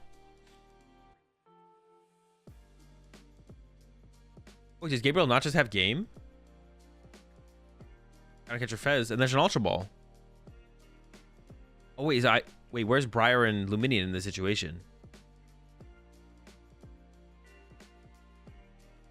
Counter Catcher Fez, Knockout, plus Iono. This is still a pretty powerful turn here from Gabriel. Did we discard Briar at the beginning of the game, maybe? I don't even remember. 2 prize cards drawn. Could have been something prized as well. It wasn't prized. All right, let's see what Justin can put together here. Justin needs 2 bench Pokemon and a Water Energy. That's 2 bench Pokemon. Here comes the Mew for 2. There's an Ultra Ball in hand. The Ultra Ball can go get Noctowl. I don't know if Noctowl has a guarantee, but we're probably pretty close. There's a Vessel. I think that's it. I think Justin has game here.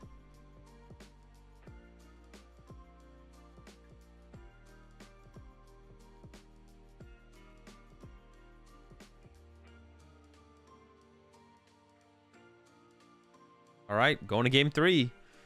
I think he missed it. He does play Briar. Does he even play Briar? He would have had that Ultra Ball, the counter catcher, right? No, I believe it was a 4-card hand. It was a 4-card hand because I own it to 3+ top deck. So counter catcher, Ultra Ball, Briar. Luminion might have been discarded or used. Or Briar was maybe discarded. One of those cards was maybe discarded there from Gabriel. Gabriel maybe didn't have access to those cards. I'm not 100% sure. But yeah, Gabriel plays all the pieces. Gabriel plays. Well, Luminion wasn't. Luminion maybe got discarded. No, I think. I think Gabriel maybe did have the play.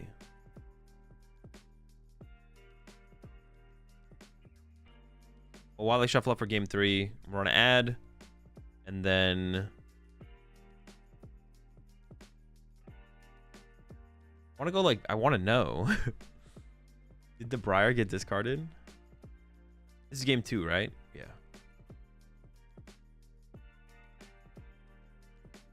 Wouldn't have got discarded on this first turn though.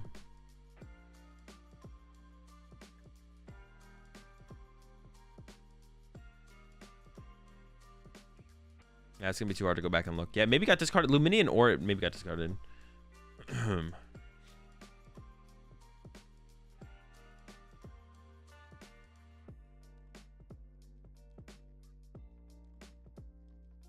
All right, we do get a game 3 here. We still have yet to see an early Radiant Greninja from Justin.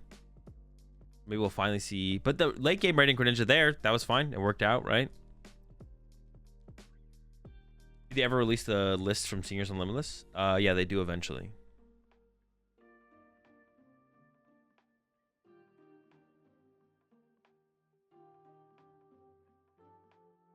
Maybe he doesn't play Luminion. I doubt it. It's possible. I honestly, it feels like the only lists that don't play Luminion ever are like the lists from Japan. They sometimes don't have Luminion in there. They have like 2 Rotoms or whatever. All right, here we go. Setting up for game 3. I assume we'll have Gabriel going first here.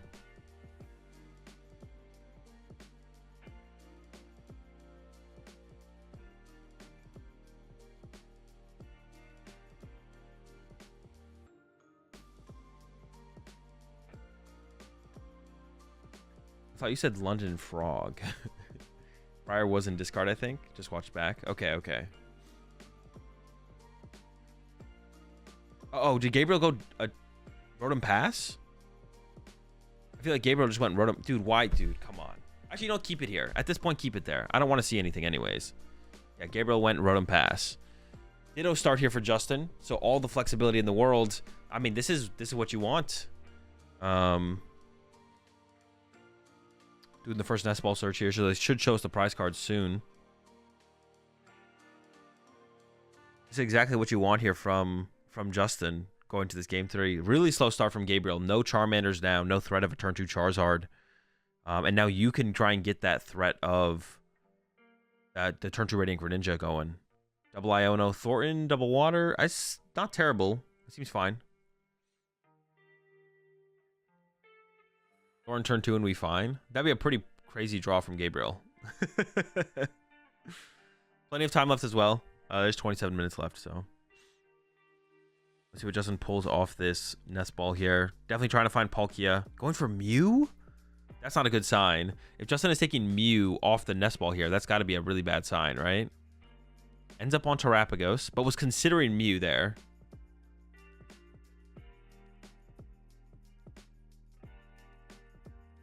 Comes an Ultra Ball. Ultra Ball probably going to get the Palkia V then, I would assume. And then it might just be turn Ditto into Fan Rotom and use Fan Rotom and then pass. From Justin here. We'll see. Oh no, Ultra Ball for Fan Rotom. Okay, the Ditto is going to become the Palkia probably. But then we have a Palkia in the active with 2 Retreat as opposed to a Fan Rotom in the active with... Well, that's incorrect then, right? That feels like a mistake there from Justin. I think these are Hoodooed in hand. I feel like we should go for double Noctowl here as well.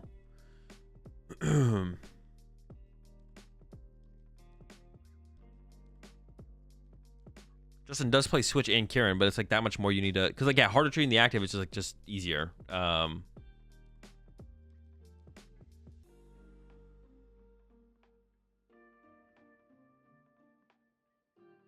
Now the Ditto becomes the Palkia, I assume, but it feels like it would have been better to Ultra Ball for Palkia and turn the active to a Fan Rotom, right? This makes no sense.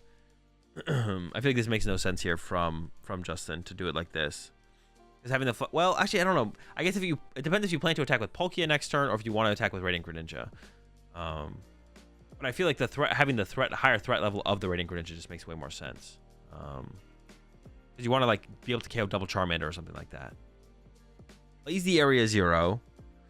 I wonder how many stadiums Gabriel plays. Justin has been playing these Area 0s super aggressively. So I wonder if Justin does Gabriel like only play Vacuum and like no Collapse, no Jamming Tower?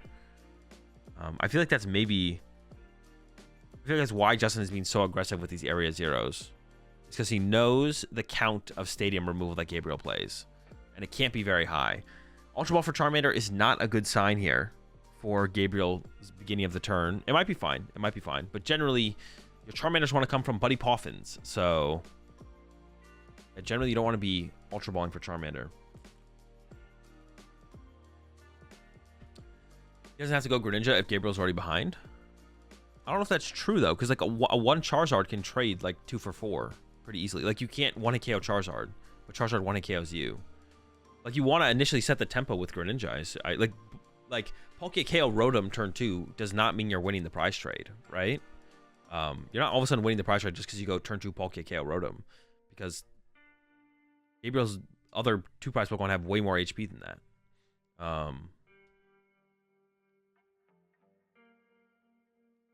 Ninja seems too good at this moment. Yeah, that's what I'm saying. We don't have to attack with Greninja turn 2, but just the possibility of the Greninja turn 2, I think we want to like heavily play towards that. So if we have Fan Rotom in our active, it's a little bit easier to retreat a Fan Rotom into a Ninja than a Palkia into a Ninja. So I think it just makes sense to have the Fan Rotom in the active here instead of the Palkia.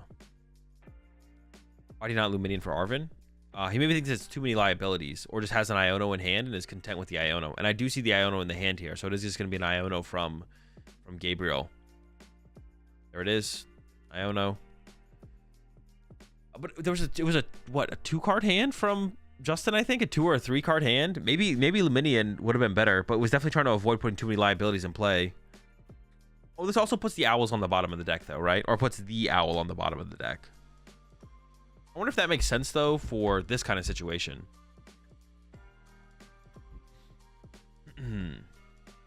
Benching a Ninja allows him to Dusknoir, maybe? I mean, I wasn't saying to bench the Greninja, but you could just Night Stretcher for the Greninja back if your opponent Dusknoirs it. Yeah, we're never benching Greninja in this situation. Greninja was never making its way to the bench in this situation. It's just the choice between putting Fan Rotom in the active or Palkia in the active is what we had the option of. Wasn't it all Noctowl in hand? I think it was Research Noctowl. I could be wrong. Maybe it was just 2 Noctowl. I thought it was Research Noctowl in the hand, but I could be mistaken. Maybe it was just 2 Noctowls.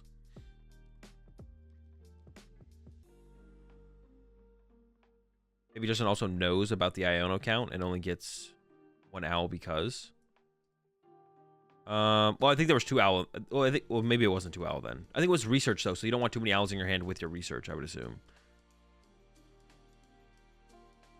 All right, here comes Jordan for 3 after retreating into the Charmander.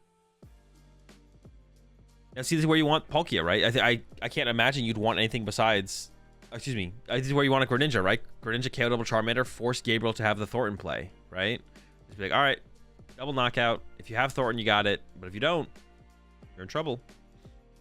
I think you just kind of put that on Gabriel here for sure, to have the Thornton play. Like I was saying, getting there is a little bit harder now that we have a Palkia interactive instead of a Fan Rotom. It's like has to involve some kind of switch now, or some kind of like whistle play. Yeah, it would involve a lot more. Gabriel Prize Thornton. Oh, did he? Oh shoot, this could be huge then. If Justin can actually pull off the play. It's like almost game ending, possibly. Here comes Owl number 1. What are going to be the grabs? Last whistle. Dude, I always call it whistle. Trumpet. Going for Irida and Vessel. I mean, it's a pretty calculated take there, so I have to imagine Justin has the play with this take. Otherwise, you wouldn't do this. You would do something else. Here comes Irida. I assume we're going to get second Vessel and Radiant Greninja here. We'll see, though. There's Radiant Greninja. Do we have another Vessel? What's for Ultra Ball? Oh, no. Are we missing an energy? We have the other Vessel in hand? Was it prized? Could have been prized. Vessel's away the Kieran. So we're losing the ability to be able to 1 KO a Charizard moving forward for sure with the lack of that Kieran. 2 waters found off the Vessel. Ultra Ball for second Owl, I guess. Oh, true. We could do that, yeah. Shouldn't we have like concealed cards first, though? Maybe we should. No, maybe not, because we want to conceal cards the energy. I guess this works. This also means we can keep our Prime Catcher, right? We can like grab Switch here instead. Yeah, so we get to keep Prime here, which seems pretty good. And then we do have to Vessel away the Glass Trumpet, though, which that seems kind of mid. But I think this deck does play 2 or 3 Glass Trumpet, so it shouldn't be terrible. All right, Vessel number 2 coming in.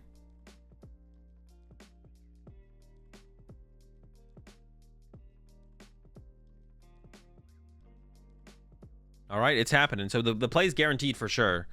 The question is, what else does Justin do with the rest of the turn? I would assume we would probably just attach to Palkia, but you could put 4 energy on Greninja is probably bad because like Dusknoir KO Greninja is a possibility. So you probably want to attach to Palkia here as Justin, because otherwise just evolving to Dusknoir removes the 2 energy Greninja from there. But we have a concealed card still to use here as well. Concealed cards is still coming in. All right, there's the concealed cards. Ooh, another water energy is not bad. The rest of the hand's pretty mid, but actually with that Nest Ball, you could get the Mew and start to draw some cards back up with the Mew here. You'd be able to draw 2 cards, or actually just 1 card with Mew. But it's probably worth it, I would imagine. We'll see what Justin goes for off this Nest Ball. I guess it's going to be the Mew. Or another Hoot Hoot? Okay. I mean, the hand's dead, though, besides Prime Catcher Energy. I feel like going for Mew for draw +1 there makes a little bit more sense than the Hoot Hoot, but... I mean, Noctowls are very good. We just don't have any of them in hand.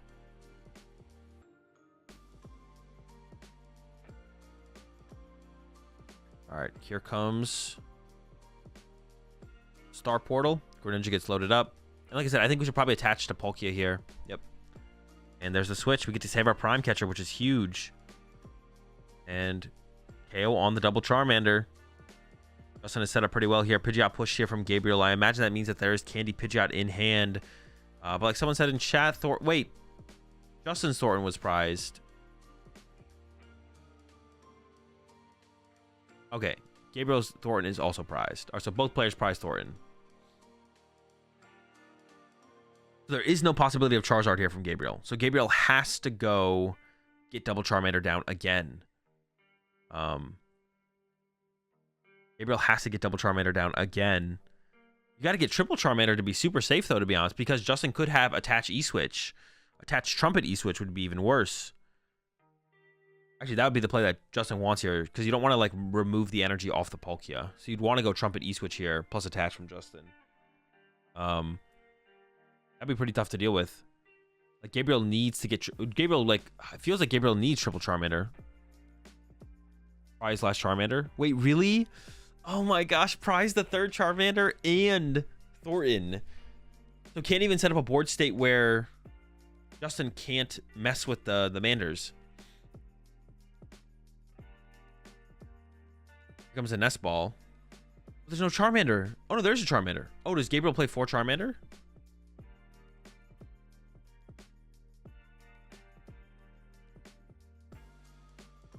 Oh, Charmeleon is prized, not Charmander.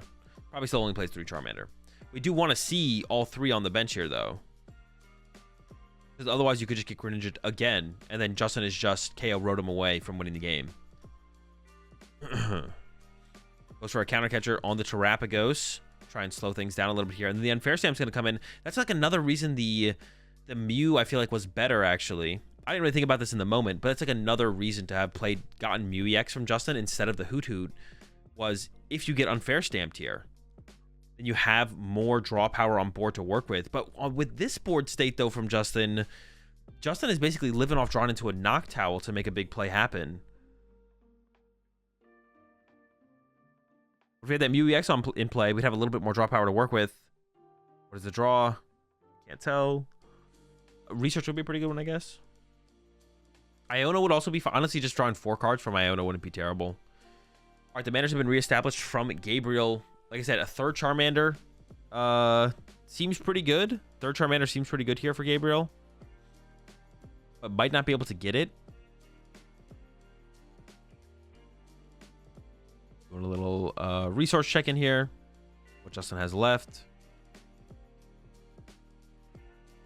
He's going to end this turn with a Rotom draw 3, obviously. Maybe if you have access to Dusknoir here, you would Dusknoir. I guess you would Dusknoir the Radiant Greninja, maybe, actually, if you had access to it. Going to push up the Charmander. And draw 3 with Rotom. One final count. Yeah, honestly, Dusknoir KO Radiant Greninja doesn't seem bad. I don't know if Gabriel has access to it. Oh, we have 4 Sealstone. We do have access to it, I think. Like, guaranteed. Doesn't use the 4 Sealstone. Oh, yeah, we could have KO'd the Greninja here. I feel like we should have, to be honest.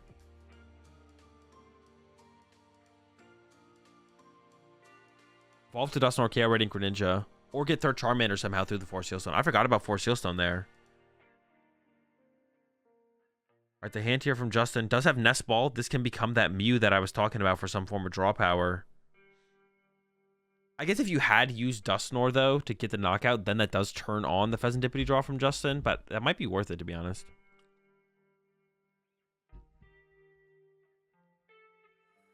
Probably thinking about using Blazing Destruction. Oh, true. Yeah, the Blazing Destruction here with the Charmander. Well, actually, that wasn't terrible, to be honest. Yeah, especially because you have Quick Search and 4 Sealstone. I think the Blazing Destruction was, like, the better play. Like, what if we went... Here comes the Night Stretcher for a Water Energy. Yeah, we're living off the concealed cards here, maybe. It is going to be a concealed cards. Has Thornton in hand and Area 0. Oh, Thornton Boss are the 2 cards in hand. This is not a very good hand here for Justin. Does not have any of the big plays that he was looking for. Blazing seems kind of mid because it turns Stretcher into an out for knocked. True, that is fair, yeah.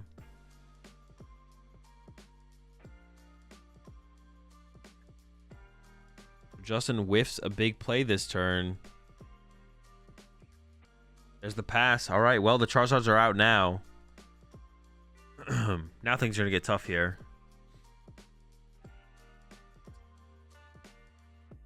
Yeah, the Stretcher for... I always forget about the Stretcher for Noctowl play.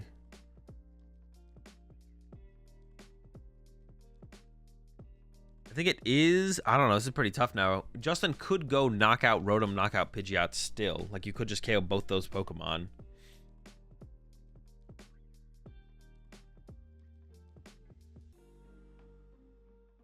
And if Gabriel doesn't evolve... the Charmander or the Dusclops next turn, then Justin could KO them with Radiant Greninja and then go for Rotom for the win after that. But there's the Turo on the Rotom. Didn't use 4 Sealstone, though. Wait, has Gabriel used the 4 Sealstone? Am I tripping? Maybe it got used and Gabriel forgot to flip the thing. I feel like using 4 Sealstone there before we Turo it was probably correct. Also, doesn't Turo discard the 4 Sealstone?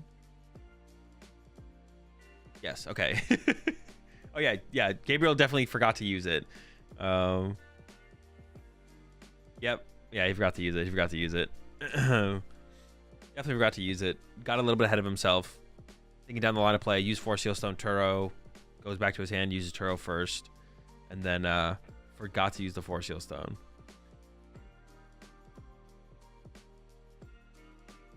Evolving. Okay, the Dusclops is out. Or the Dusknoir, excuse me. So that gets that out of Greninja range. If you can candy out this Charmander into a Charizard, And the board state looks pretty safe here from Gabriel. If Gabriel just has Candy Charizard here, like, I don't know how you lose. There's probably a way to lose. I just don't know what it is. That seems like pretty safe at that point from Gabriel.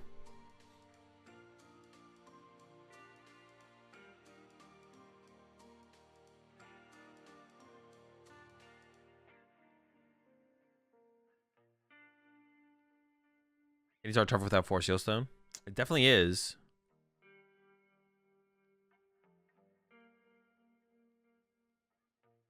All right, there's the knockout. We lose access to the Area 0 here. Owls go to the discard pile. Same thing with the Fan Rotom. Mew gets pushed up. So this will let Justin kind of do the exact same play that he did on in the previous game, I feel like, where he can go, oh, but the hand is so bad. Is Justin going to do anything? The hand is terrible. Got Boss, Thornton, Trumpet, Stadium. Gee, yeah, can you do anything? Pop Dust to avoid Ninja on active and Mander, surely. Maybe. I don't know.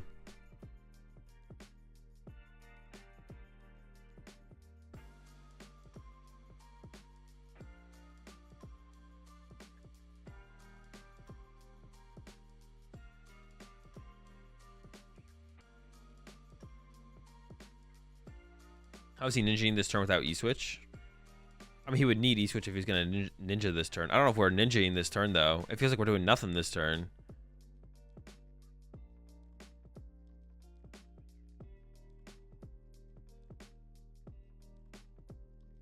Retreat into the Mew or retreat into the Greninja. I think Justin's going to Thornton into Terapagos. With it. Oh my gosh, this is so bad. Thornton into Terapagos. Play the Trumpet and then draw 1 with the restart of the Mew. But I don't even know what you're hoping for here. What are we even hoping for off this 1? Like a Iono? Can't tell what that was. An E-Switch, so we can punch with Palkia. But now Gabriel is just boss away from winning this game. Boss KO Terapagos off the bench and the Boss KO Mew as the damage coming through here. We're looking at 2 hundo.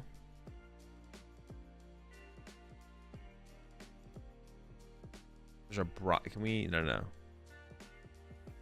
Yeah, there could have been second Charizard in play here from Gabriel if Gabriel just used Force Seal Stone. But yeah, see, now it's actually Gabriel can't Gust and Candy Dusknoir or Candy Charizard, excuse me. Gabriel's misplay. Oh, we could pop Dust. You could go Candy Charizard, pop Dusknoir active, KO active, right? Don't you just win? How do you lose that board state? Oh, we get Counter Catcher involved as well. No. This is fine. This is fine. Yeah, Gabriel still has the exact same line set up. You can still get 2 Charizard and Gust this turn, or you could just pop Dusknoir on the active and KO the active, and it still works. Briar? You can't Briar this turn. By the way, if Justin ninja'd active and Mander, then he loses to Norbriar. Active and bench, Norbriar. Yeah, I guess. He might lose to Briar by Justin. Oh, Justin doesn't play Briar. Justin doesn't play Briar. And Gabriel, I think, knows that. So.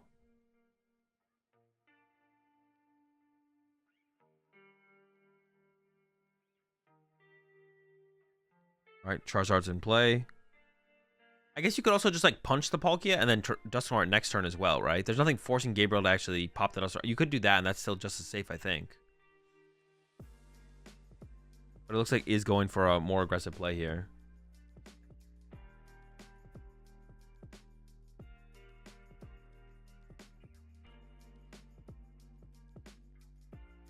He's popping the Nor now. But yeah, I think you could have left the Nor on the bench, to be honest. You just leave the Dusknoir on the bench. But this works. Gets rid of a Hoot Hoot. Oh, wait. Uh-oh. That's another misplay from Gabriel.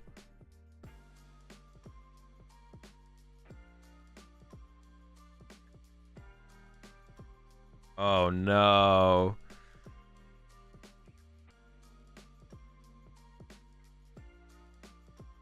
He definitely wants to ping the Terrapagos because he wants to be able to use Counter Catcher here.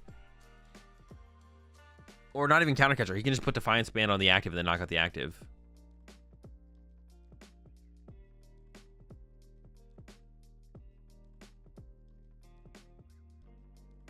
We still holding the Nor?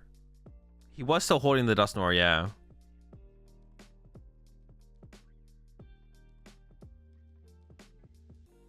I'm actually curious, where was the Terrapagos on the bench on the last turn? Is that the place that the Terrapagos was in? Oh, they're forcing him to KO the Hoot Hoot. Oh, no. How bad could this get? Could this actually get that bad? Maybe this isn't that bad still. Got an Ultra Ball off the prize cards. Fine Span to the bench, punch the active.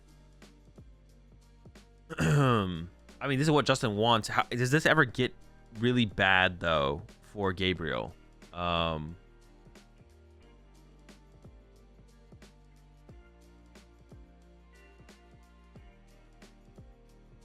big mistake there from Gabriel. Did not get the 2 prize knockout. Just goes for a 1-for-1 plus a punch. He has Briar, so it's okay for Gabriel. True, Gabriel does still have Briar. What if Justin has like Iono knockout? But does that ever lead to anything? It still doesn't matter, right? You load up Mew and Justin can win. Oh, true. Yeah, you can go knockout active Iono. And then Mew threatens the win, yeah.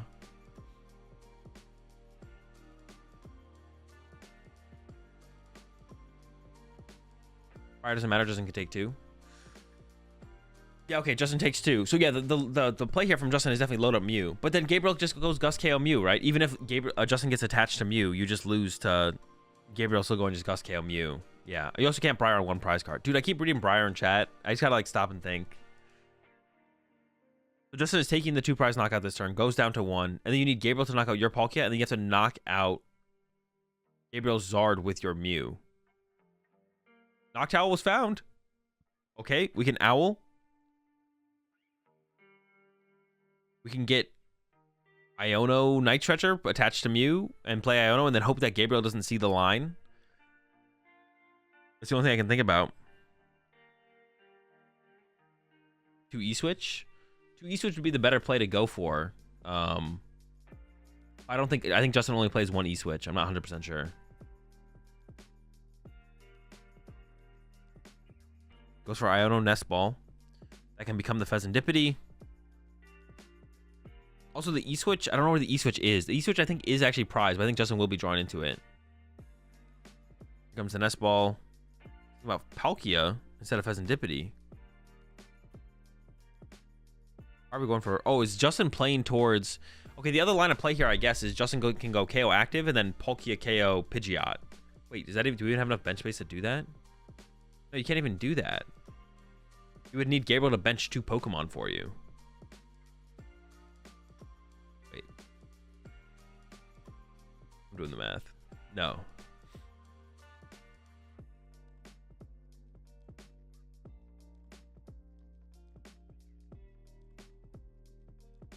Yeah, Justin would have to attach... Oh, the E-Switch is in the discard pile at this point, so it is probably cooked.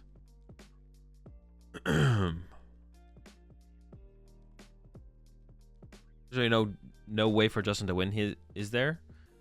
I don't think so. The only other play that I kind of see... I don't... Like, we could have gotten Prime Catcher. If Justin found Prime, could have Prime punched the Pidgeot. And then boss up the... It's just not possible. Yeah, it's just not possible. There's no route. And then boss up the Charizard and then ready like Thornton. Like, it's just not possible. Yeah. I don't think there's actually a line here at all for Justin. Despite the mistake there from Gabriel. I don't think there's a line. The board is just out of range. Everything's out of reach. Yeah, some pretty big arrows from Gabriel over the last 2 turns, but it just doesn't matter. Back Stadium, discard Mew, Thornton to Mew if he goes to 1. Oh. Yeah, okay. No, but is the vacuum gone though? I think the vacuum might be gone. Down to 1. And then Gabriel should counter catcher KO. Oh, actually, no, if you counter catcher KO Mew, then Thornton's online. Yeah, if you counter catcher KO the Mew, then the Thornton becomes possible. If Gabriel knows how many E-Switch Justin plays, then Gabriel should know that the E-Switch play is not possible. Thorn was already used to get a Terra. Oh, that is true. Thorn got used last turn. Oh, man. There's nothing. There's nothing.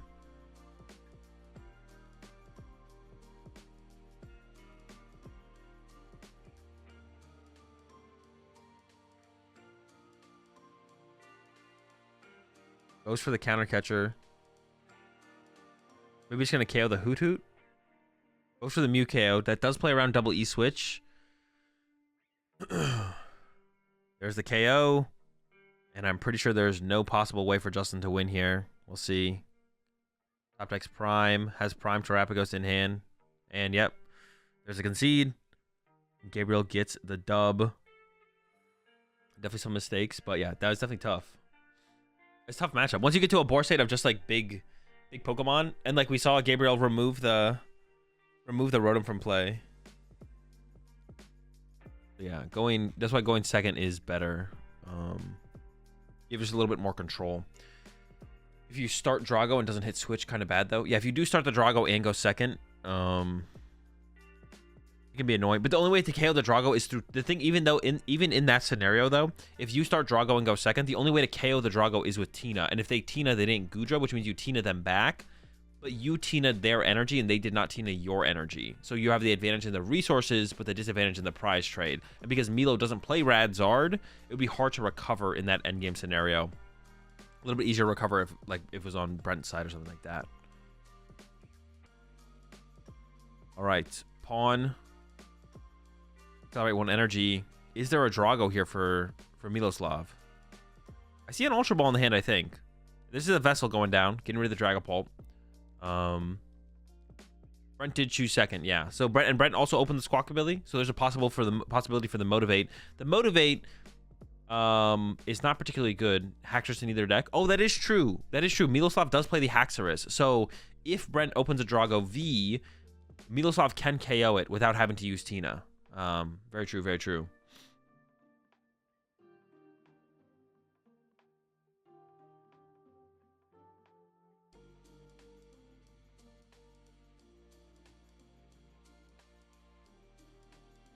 Yeah, the Squawk ability start, it gives you the option of the Motivate, which can be good, but it also takes away, or like kind of feeds that 2-prizer into Miloslav being able to go, okay, Gudra knockout, which takes away the Tina option on the next side from Brent.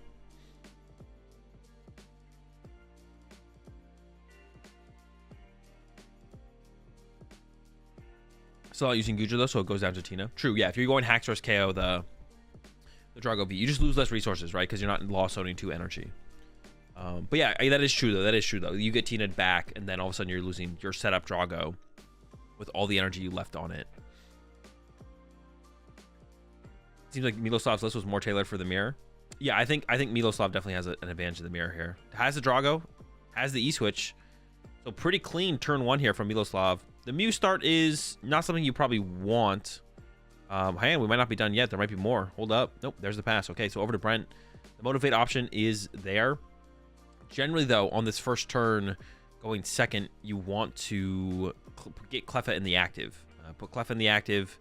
Most players have Vessel Dragapult to start off with, but Motivate isn't like a terrible option. It's not great to be honest. The Motivate's pretty bad. Yeah, the Motivate's pretty bad. Doesn't take away Tina because you could Prime Boss. Prime Boss is a lot though. You could, yes, you could Prime Boss, but that'd be like a lot on like turn 2 for like that specific lineup. Kind of off topic, why does no one play Noivern? It just isn't worth it for the matchups that it impacts. Makes your Raging Bolt matchup better, but it's still unfavored, and then it makes your Terrapagos matchup better, but it's still favored. But the Bouffalons, I don't know. Like Noivern could be worth including again because of the Bouffalons, to be honest. I don't know how much the Bouffalons change up that matchup. Overall, how is Cleffa not a liability? Because it's worth 1 prize card, and you're never putting more than one prizer in play when you put the Cleffa in play. So if your opponent KOs it, you just don't ever care. It's more of a liability for yourself because it takes up one of your bench spaces. Yeah, it's more of a liability for you than anything because it takes up one of your bench spaces. What's the idea of choosing second? Use a higher chance of a clean setup because you get to play a draw supporter, you get to use Cleffa, more likely to push a 1 prizer on your active going to turn 2. Yeah, you should have a higher chance of having like a more aggressive turn 2. And we saw this yesterday from Miloslav versus Daniel. The person who went first usually just ended up pushing up Cleffa, and then that's it. There we see 2 E-Switch going to the discard pile from the Squawk ability, and we see Brent did search out a Fire and a Grass to play for that Motivate. There's an energy in hand. The rest of the hand kind of sucks here for Brent. Did find the Drago V and a Nest Ball and the Switch, so could get into the Cleffa, I guess. We could see the Cleffa actually happen here from Brent, but losing 2 E-Switch and then not motivating feels kind of bad. Yeah, you losing two E-Switch and then not motivating feels pretty bad here. And we see the Cleffa is getting lined up here. Oh man, that's this 2 E-Switch gone, 2 energy gone as well, but that's usually not as big of a deal. Yeah, the 2 energy being gone isn't a huge deal. Usually you have to play like 1, maybe 2 Super Rod to be comfortable in most matchups. Why discard energy unless it's a Motivate angle? To give you a because you theoretically want to use Motivate, but it depends what you draw. And based on what Brent drew off this research, he's now deciding it's better if I use Cleffa. The reason you discard the energy to begin with is to have the option of the Motivate, but it doesn't mean you have to use Motivate. It just means now the possibility is there. And for the current situation that I'm in, Motivate looks like it would be a pretty strong play for what I've done so far. But depending on what you actually draw off the research or off the Squawkencies, you might change your mind. What are my thoughts on Hacks and Drago? It seems all right.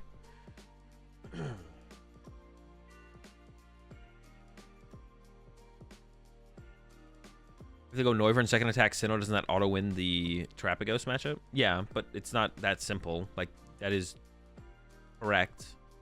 Yeah, that is correct. But it's not that simple. Because you have to, by the time you find Temple of Sinnoh and stuff like that, it can take a while. All right, Miloslav unsure about what's going on over there. There's the Cleffa bench. This is what I said. This happened a lot yesterday in the Drago setup as well.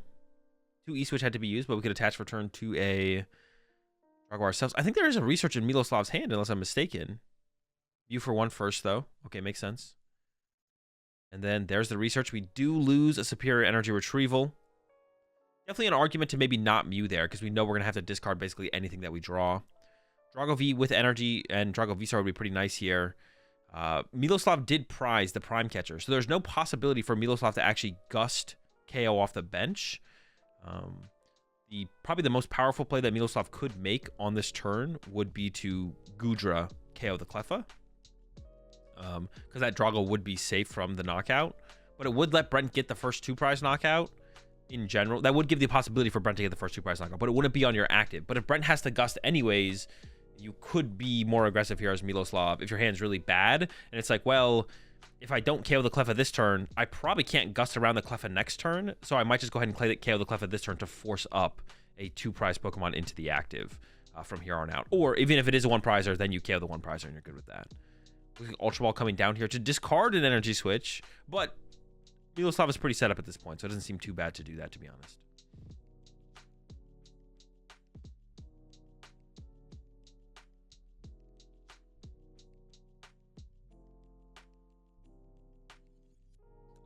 I didn't finish my thought process. Someone asked earlier, why do you choose to go second in the mirror?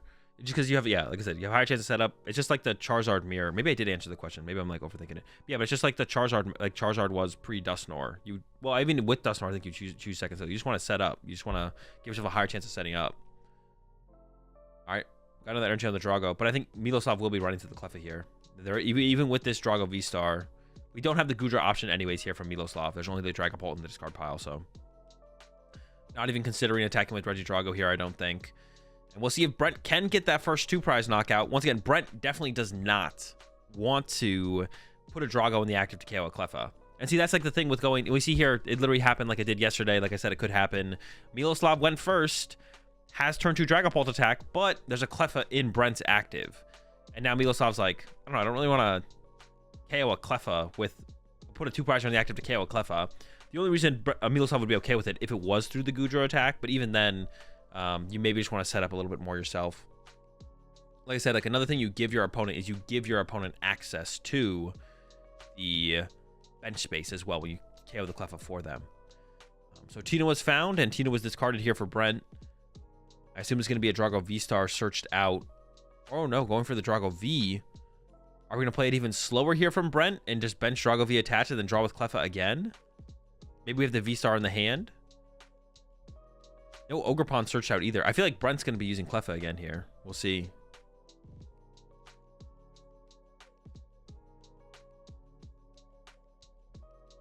Even with Dragon Pulse attack, it's not worth it. No.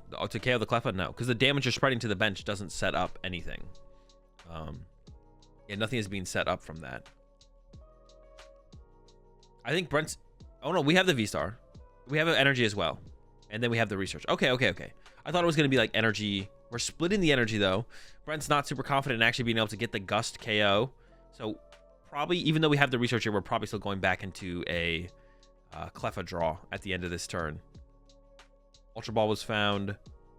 Can't quite tell what. There's a couple Dragon Pokemon in hand. I can't tell which ones are in there. I don't see Prime Catcher, which would have to be a part of this combination of cards in the hand to actually take a 2-prize knockout here from Brent. As a Nest Ball, could get an Ogerpon. You don't have to go get an Ogerpon yet if you don't want to as Brent, but you could go get one. I believe the Tina hasn't been found from Miloslav yet, but the Squawkabilly's on the bench, and now an Ogerpon might be on the bench, so there is other 2-prize targets. I guess there's the Drago V as well, if you can find the Haxorus. Although you don't really want to attack with Haxorus with its second attack, I don't think. You're not trying to attack with Haxorus. You'd like to avoid attacking with Haxorus. Not benching Ogerpon doesn't allow Miloslav to do the Goodra line, though. Well, you have to have 2 Ogerpons on your bench for Miloslav to do the full Goodra line. I think it was the Ultra Ball. Was anything taken there off that Ultra Ball from Brent? The Nest Ball got nothing if the Nest Ball was used. So Brent is avoiding putting Ogerpons in play here, we can see. But yeah, the full Goodra line only happens if there's 2 Ogerpons in play. Oh, there is an Ogerpon in the hand here. We might not bench it, though, yet. You think Drago will play Alolan Egg? No.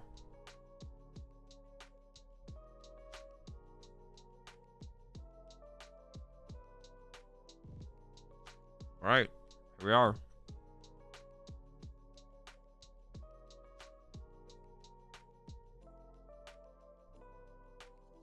Okay, actually, one reason I could see the Executor being played. Hold up. Maybe Executor is okay. Because you could Executor against Terapagos and Raging Bolts. The only thing is Terapagos could set up a bench where they have no 2-prizes on their bench. And then that'd be annoying. Can you explain why he's not benching Ogerpons? He doesn't want Miloslav to be able to punch them with Goodra. And have a bunch of targets for Goodra. Although Miloslav will probably never go down the Goodra line of play. Or probably won't. Will try and avoid it. Because Miloslav did prize Prime Catcher. Double Nest Ball being burned here from Miloslav. Or one Nest Ball being burned, the other one being played. Get second Ogerpon into play. And Miloslav is definitely looking for that boss KO this turn, for sure. Trying to KO that Regidrago off the bench.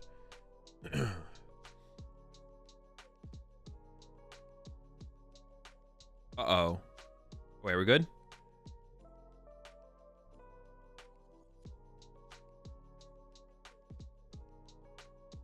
Is there a discussion on what Nest Ball is Miloslav using right now?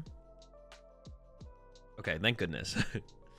Obviously, Miloslav intended to burn the first Nest Ball and then play the second one. But it looks like maybe they were just explaining what happened with the first one.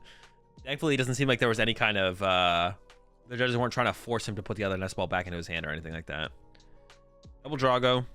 Once again, still looking for the boss. The Prime Catcher is prized, so it has to be the boss here from Miloslav. It might be in the hand, actually. It might just be... We might have it right now. Jamming Tower's harder to find than just finding the egg. That's true. Yeah, the egg definitely is good. Like, you'd like to be running the egg in your deck again for the Raging Bolt matchup. And maybe even the Terapagos matchup as well. Maybe it will see play. I've been hating on the egg a lot, but... Egg might be okay.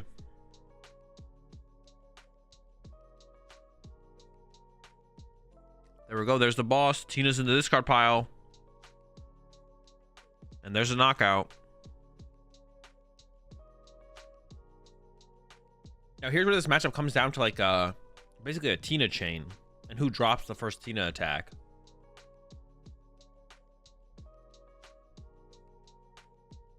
Because now Brent is going to use Tina to KO Miloslav's Regidrago. And then Miloslav drew the prize cards from top down. So we do have the Prime Catcher. But in this situation, honestly, the energy are probably more important for Miloslav. The Prime Catcher's like, okay. But Miloslav has to go like Drago, because Miloslav doesn't play Radzard. But with Brent being down 2 E-Switch, it's going to be hard for Brent to actually keep up in the trade-off. I feel like Brent like needs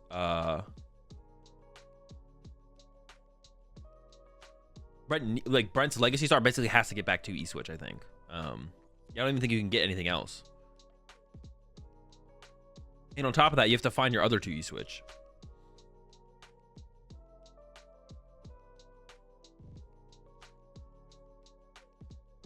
All right, the Drago's been found, but Brent needs to find another Drago to respond to Miloslav's Drago. Well, that's not 100% true.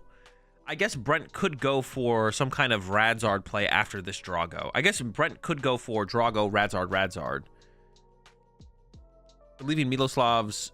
I mean, that seems still pretty bad, to be honest. I don't know. Yeah, maybe... I guess that's not terrible. You just hope Miloslav doesn't draw into the Gust. That's not terrible. You could... Yeah. Brent could play for Drago, Radzard. I guess that's not terrible, actually.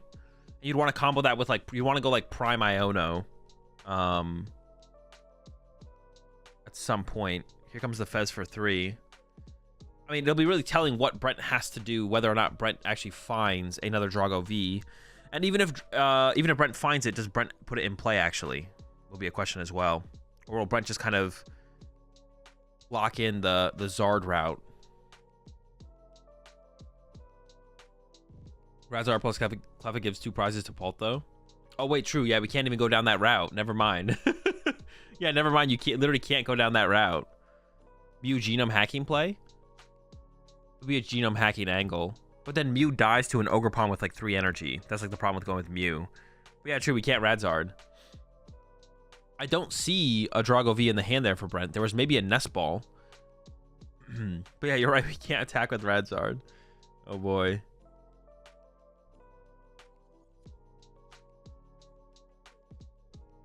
And if this Drago dies, we lose access to Legacy Star. So do we just Legacy Star now? As Brent would be a question as well.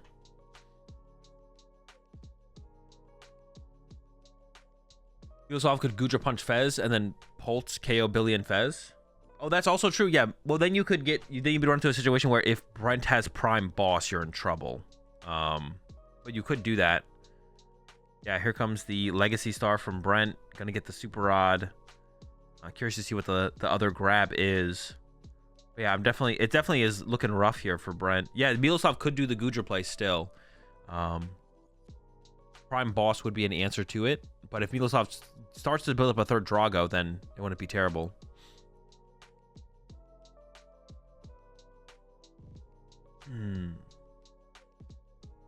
Super Rod and E-Switch found. There's the retreat. It's just going to be the Tina play, I think, from here. Yeah. A lot of cards in hand there for Brent. Like, an Iono seems pretty good here from Miloslav. Well, I guess, like, there's only 1 card left in Brent's deck, so I guess it would be, like, you're going to draw back into a decent amount of that hand. Radzard was pulled off the prize cards, which was important here for... Oh, and the Super Rod as well.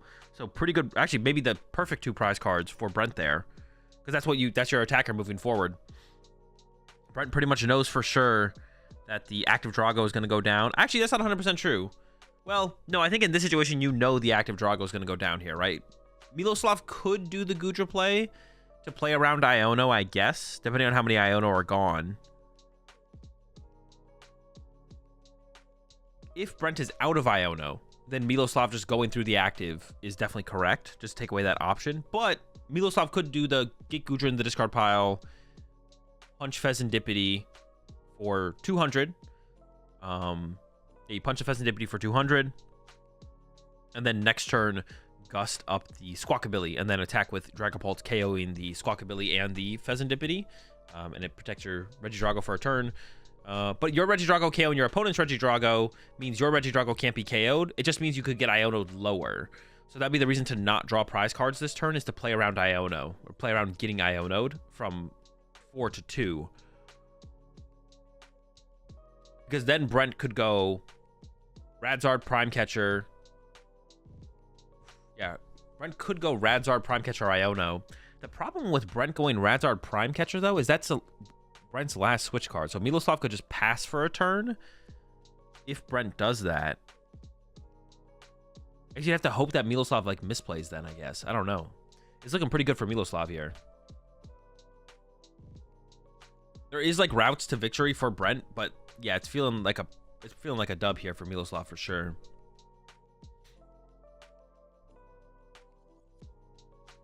Definitely feeling like a dub for Miloslav. Looks like potentially going into a superior energy retrieval here. Oh, maybe not. Oh, wait a second. Miloslav isn't there yet. Okay, we did just find a research, though. It's pretty good. The question would be, like, do you want a Legacy Star?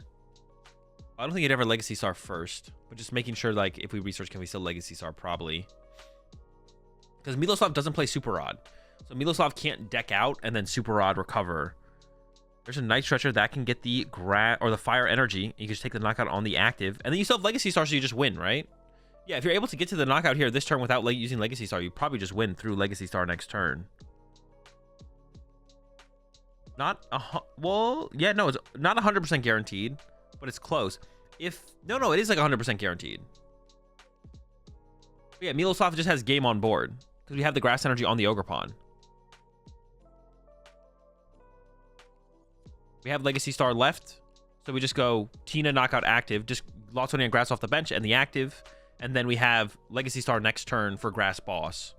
And we just win. So, yeah. Game over in this first one. I don't see an out here. Is there something I'm missing? I don't think so.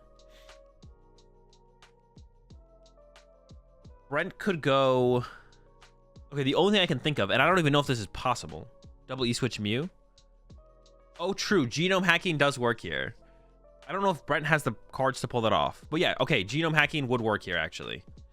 There's no energy built up on Miloslav's bench as well. Let's see if Brent has the pieces for it. Or that'd actually be kind of sick. The genome hacking would be sick. Okay, hold up. Or Brent could Iono plus reset up Drago, which is, it looks like is maybe what Brent is actually playing for. Is like hide behind Cleffa for a turn, plus Iono. And then force Miloslav to find boss. But Miloslav still has so much time. Oh, no, Miloslav has Legacy Star. What am I thinking? We have Legacy Star available. We just win. We have to KO the active this turn with Mew. But now it's not possible because we benched the Drago. Yeah, we have to KO the active. I overcooked there for sure. At first I thought there was something there.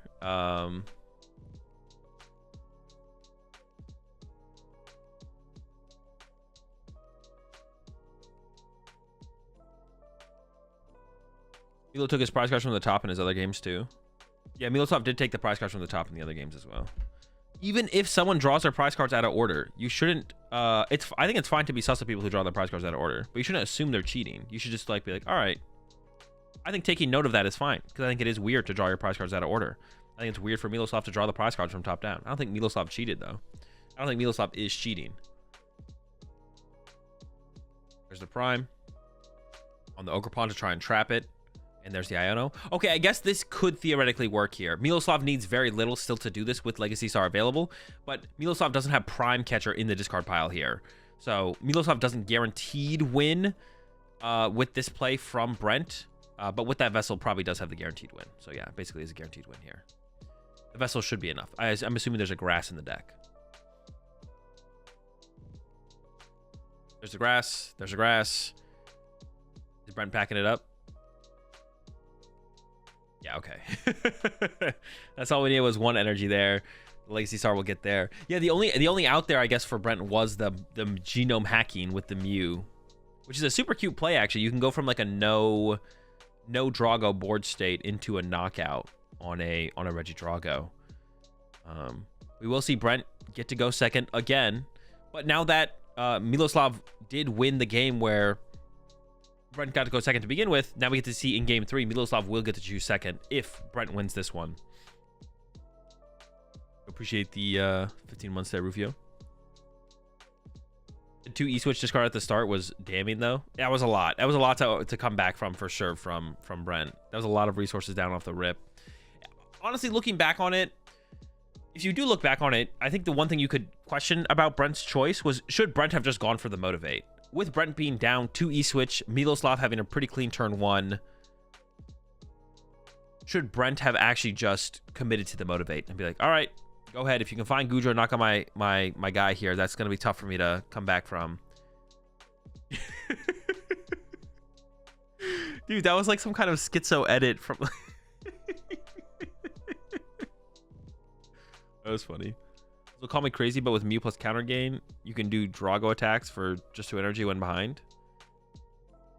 I mean, what do you want me to call you crazy about? Like, what you just said is possible, but it's also bad. Playing tool cards in Drago in general just seems kind of mid.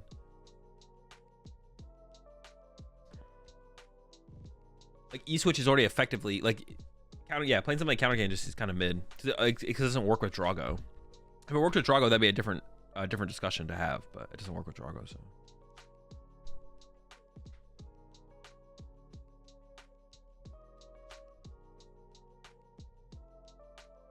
Why didn't he use Radzard? Because it just didn't matter there. All right. Ooh, the Kyurem starts pretty bad. Now, this is where, now if you start Kyurem, now all of a sudden putting Cleffa in play feels worse. It's not terrible. It's like still fine. It's okay.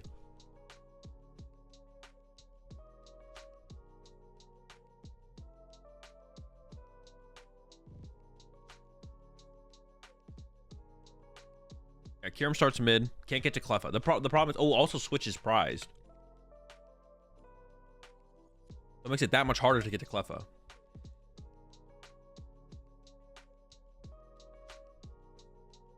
Let's see what the rest of the hand here looks like for Miloslav. Also on Brent's side, open the Regidrago, which is also not good. Can't get into Cleffa. It's all about getting into Cleffa. Now the Switch is a possibility. And Prime Catcher is a possibility as long as Miloslav actually benches something. But if Miloslav doesn't bench anything like this, you're probably okay with that. Will we see Brent get... How many times have we seen Brent donk someone? It's been 2 or 3 times this tournament. Oh, didn't donk the Golden Go, but got very close, right? Let's see if the donk is possible here. It's pretty unlikely, though, from Brent. Would need double pawn, double grass, double E-switch, plus a fire. Or switch, double grass, double pawn, grass, or triple grass. 1 E-switch. So it is possible for Brent to get the knockout on this Kyurem off the rip here.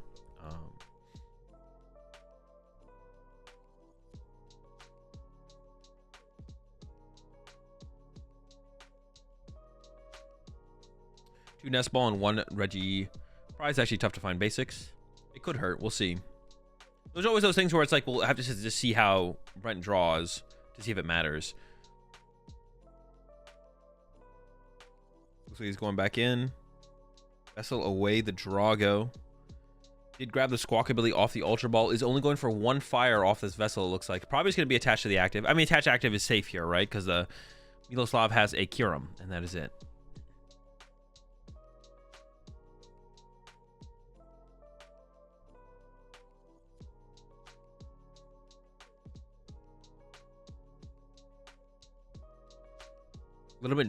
Legitimate reason to draw your prize cards out of order is that it's statistically more likely that the cards you play higher counts of are on top.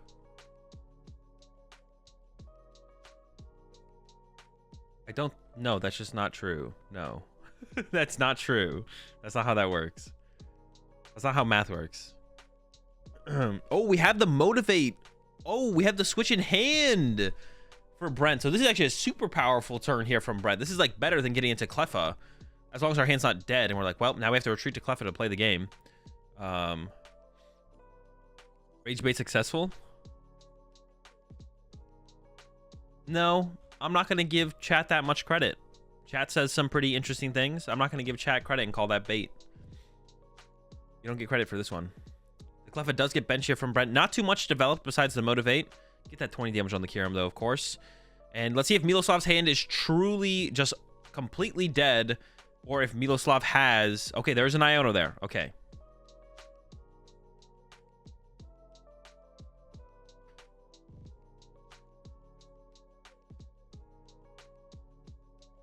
I thought it was a Soda King original comment. No. What's up with this cam? The shakiness? Yeah, I don't know.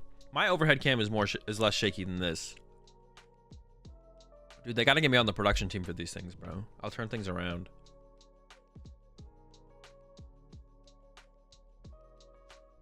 Literally attach pass. There's the grass. Brent with the frame 1.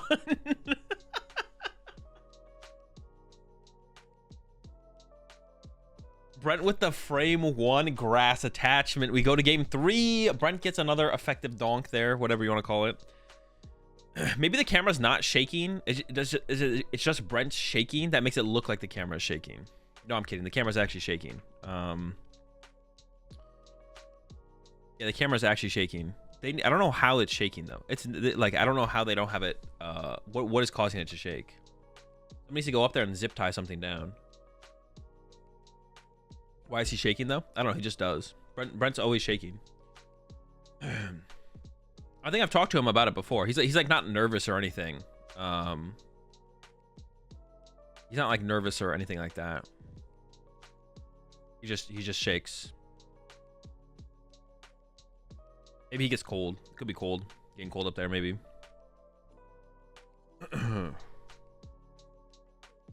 James Cox said it's an illness, I believe. Oh, it could be something like that. Yeah, yeah, he could have some kind of condition or something like that.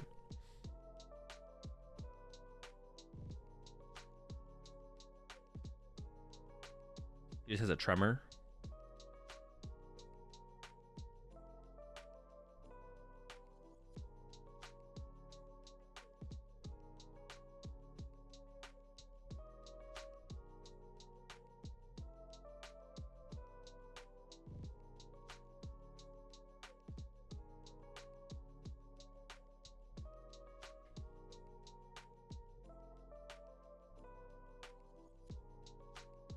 Also on Drago without Rod. I do like superior energy retrieval, but I don't know. It's hard to argue against the Rod results.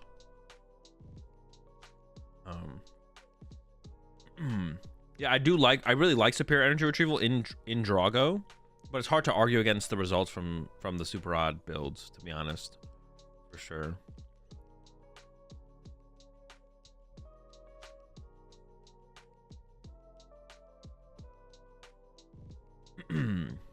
I'm pretty sure you're just wrong, Mirror World. Where a card is in your deck at the point where you go to put out your prize cards is equal odds of being any of the top 6 cards. Like, they have a higher chance, but it could be any of the 6. But I'm not going to have this discussion.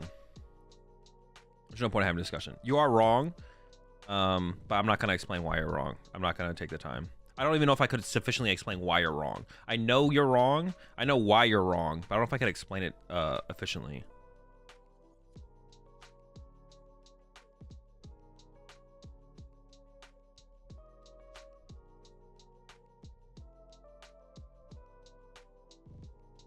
One player takes prize cards differently and chat turns into monkeys.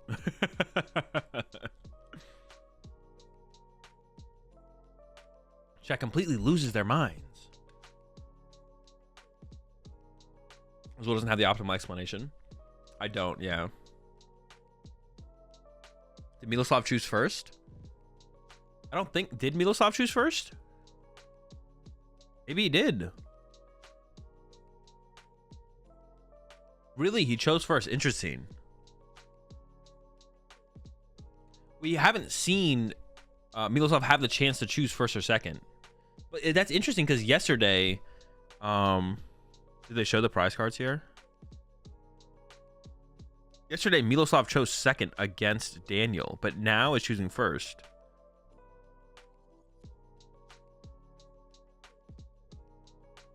They showed the prize cards real quick. Kieran prize, Tina prize. Tina being prize is a big one. That is a big deal. So, Brighton is going to have to adjust the game plan here for sure. Is it maybe because of Gudra? Maybe. Maybe you're not as scared. Yeah, maybe you're more comfortable with going first because you play Gudra. I guess that could be it. Did he choose that because Milo knew Daniel's list? Maybe, yeah. I mean, like, that might be the difference maker. Also, like, Brent plays like 3 Ogerpon compared to 4. So you have if you open Ogerpon, it's really easy to get into the Cleffa. But because Brent plays less Ogerpon, it's less likely to get into the Cleffa. Yeah.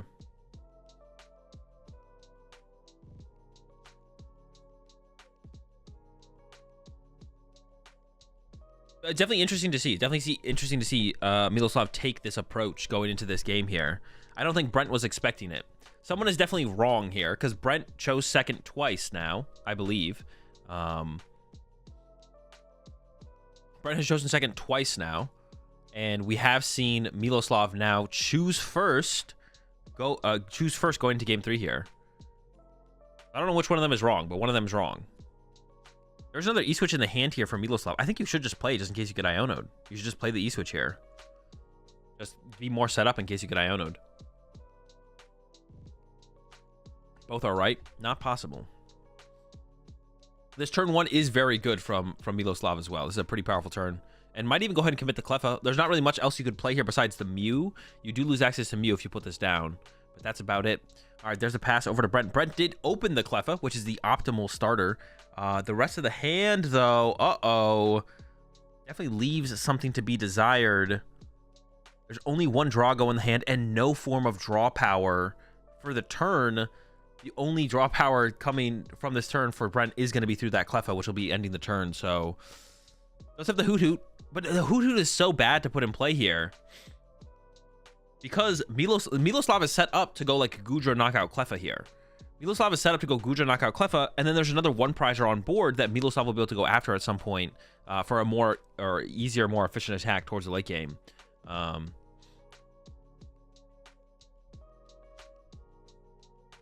believe Miloslav is correct because if Brent goes first, he can set up Noctowl instead of Cleffa. Ooh, that is actually an interesting interaction in the matchup. That is true, yeah.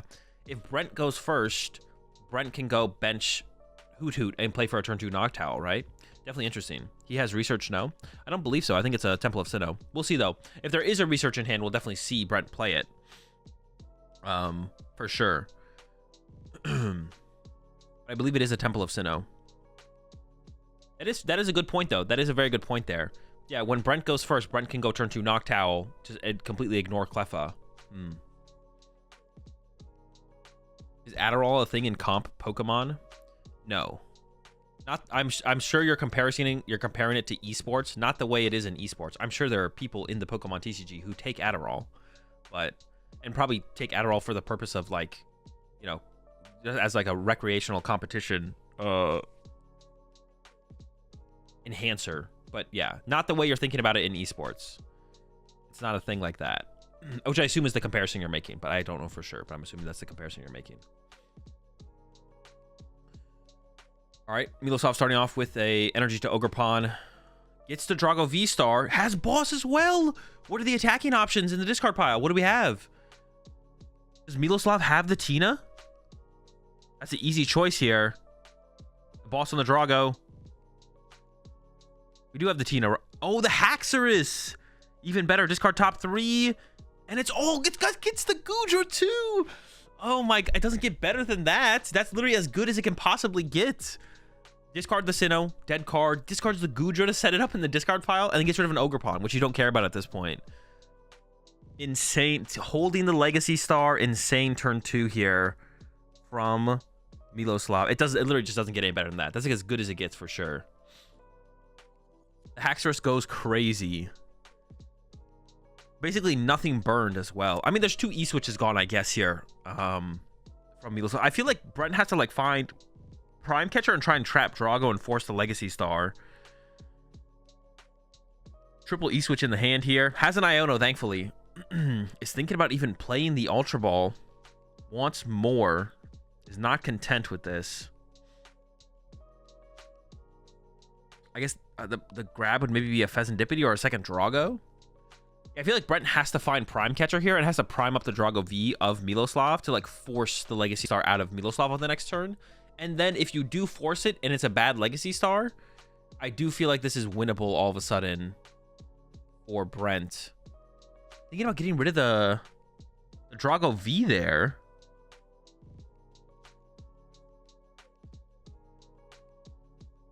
Okay, ends up with the super on the E switch. Getting rid of Drago V there is weird. Tina is prized. Oh, that's true. Brent's Tina is also prized. Oh my gosh. Oh, we're going for Noctowl here. Okay, interesting. So now we're gonna get the prime catcher for sure, right? We have to go prime up the Drago off the bench. Like we have to like buy. We have to force the Legacy Star to Miloslav to even have a chance here. I feel like.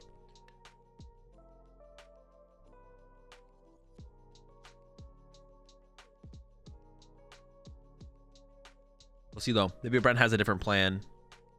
I don't see how you win this if you don't force Miloslav to use Legacy Star next turn. I don't see how you ever win this as Brent though.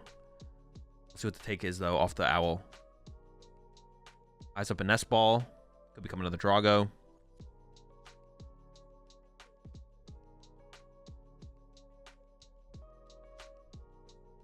Because Miloslav doesn't even need a 2-prize knockout next turn. If Miloslav just goes like Gudra, Punch, Cleffa, like that's good enough for Miloslav. Looking for a Vessel after the Nest Ball here, it looks like. Well, I don't even know if we have a card to discard with that Vessel. I don't even think we can play the Vessel out of hand if we're going to play the Iono, which I assume we are playing the Iono here as Brent. Double Nest Ball. Man, I think we have to go for Prime here.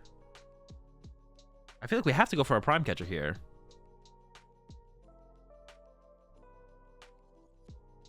Goes for the Vessel. Oh, maybe we're going to grab Pheasantipity first here, I guess. Oh, we can grab... Well, are we going to get rid of the Iono then? Vessel away an E-Switch. Then we only have one E-Switch in our hand. Why is it so important to get off this extra Ogre Pawn here before we play the Iono? I'm kind of confused. This doesn't feel like it's that big of a deal to do. Are we going to... Oh, are we punching with Ogre Pawn here? Oh, is that the play here? Are we going to punch the active Drago with Ogre Pawn? Maybe that's what Brent's going for here, actually. Is to actually punch. I didn't think we were actually going to punch here. Oh, but I guess... No, I think Brent maybe has to punch here, actually. The more I think about it, because our Tina's prized. Okay. Actually, no, I like this play from Brent. I think it might be the only play from Brent, actually. We have to punch this turn because our Tina is prized. This is still terrible. For sure. Like... It's not good. We're in a terrible spot here as Brent, but I guess this does make sense, right? This does make sense. We have to play for the punch here. Playing for the punch here is fine. The other play that I was talking about was like prime up the Drago V off the bench. Prime up Drago V off the bench is also fine. It's okay, but like it would have to involve like Tina next turn. But Tina's prize, so the play that I wanted to see Brent do is only okay if we have Tina access. We have no Tina access, so. Yeah, pawn punch. I mean, it's pretty terrible situation for Brent still, but...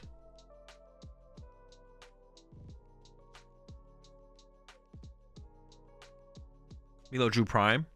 The Prime doesn't really matter that much for Miloslav to draw here.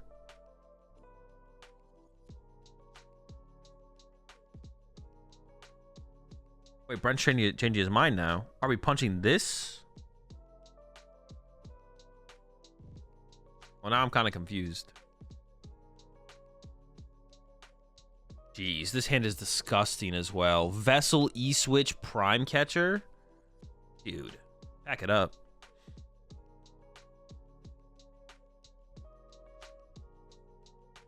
Yeah, this play feels weird. I don't know about this play. What are we building up towards? Is Brent trying to like build up to the point where this Ogre Pawn one-hit KOs Drago V-Star, maybe? Yeah, Miloslav's hand is literally disgusting. We just prime up the... Oh my gosh. Brings up one of the Dragos. We have a research as well. Dude. That's just game. That's game. We have Legacy Stars still. The game is over. There's no way to lose. With Legacy Star remaining, that's it. Might see the Superior get played if there's a grass in the discard pile. Just gonna go for the Hackster's Mill 3. Legacy Stars left. You get Prime Energy next turn. There's literally no play. Brent doesn't even have access to Tina. Even if he wanted to Tina this turn, you can't because it's in the prize cards. Holy.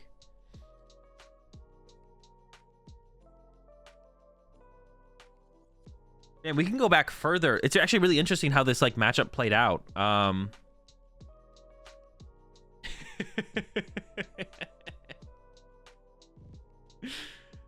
We can go back. Yeah, there's the concede. We can go back further though. To be honest, we can go into the prep from Brent. Brent chose second. What? Brent won the coin flip, chose second, lost game 1, still chose second, and then we go to game 3, and then Miloslav chooses first, which is like super interesting. Brent was able to squeak out a win in game 2. It was like an effective donk, obviously, so like it's whatever. Yeah, definitely interesting. It definitely makes you question. Obviously, 2 very good players. They also have like very good players around them who they talk to and like prep with and stuff like that. It'd be interesting to know.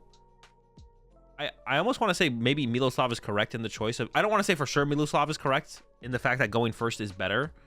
But even just based on like the knock towel thing, to be honest, that's like the thing I'm thinking about the most here. That's the most interesting thing from this whole finals to me personally, is the fact that they both chose different. They both chose to go first versus second.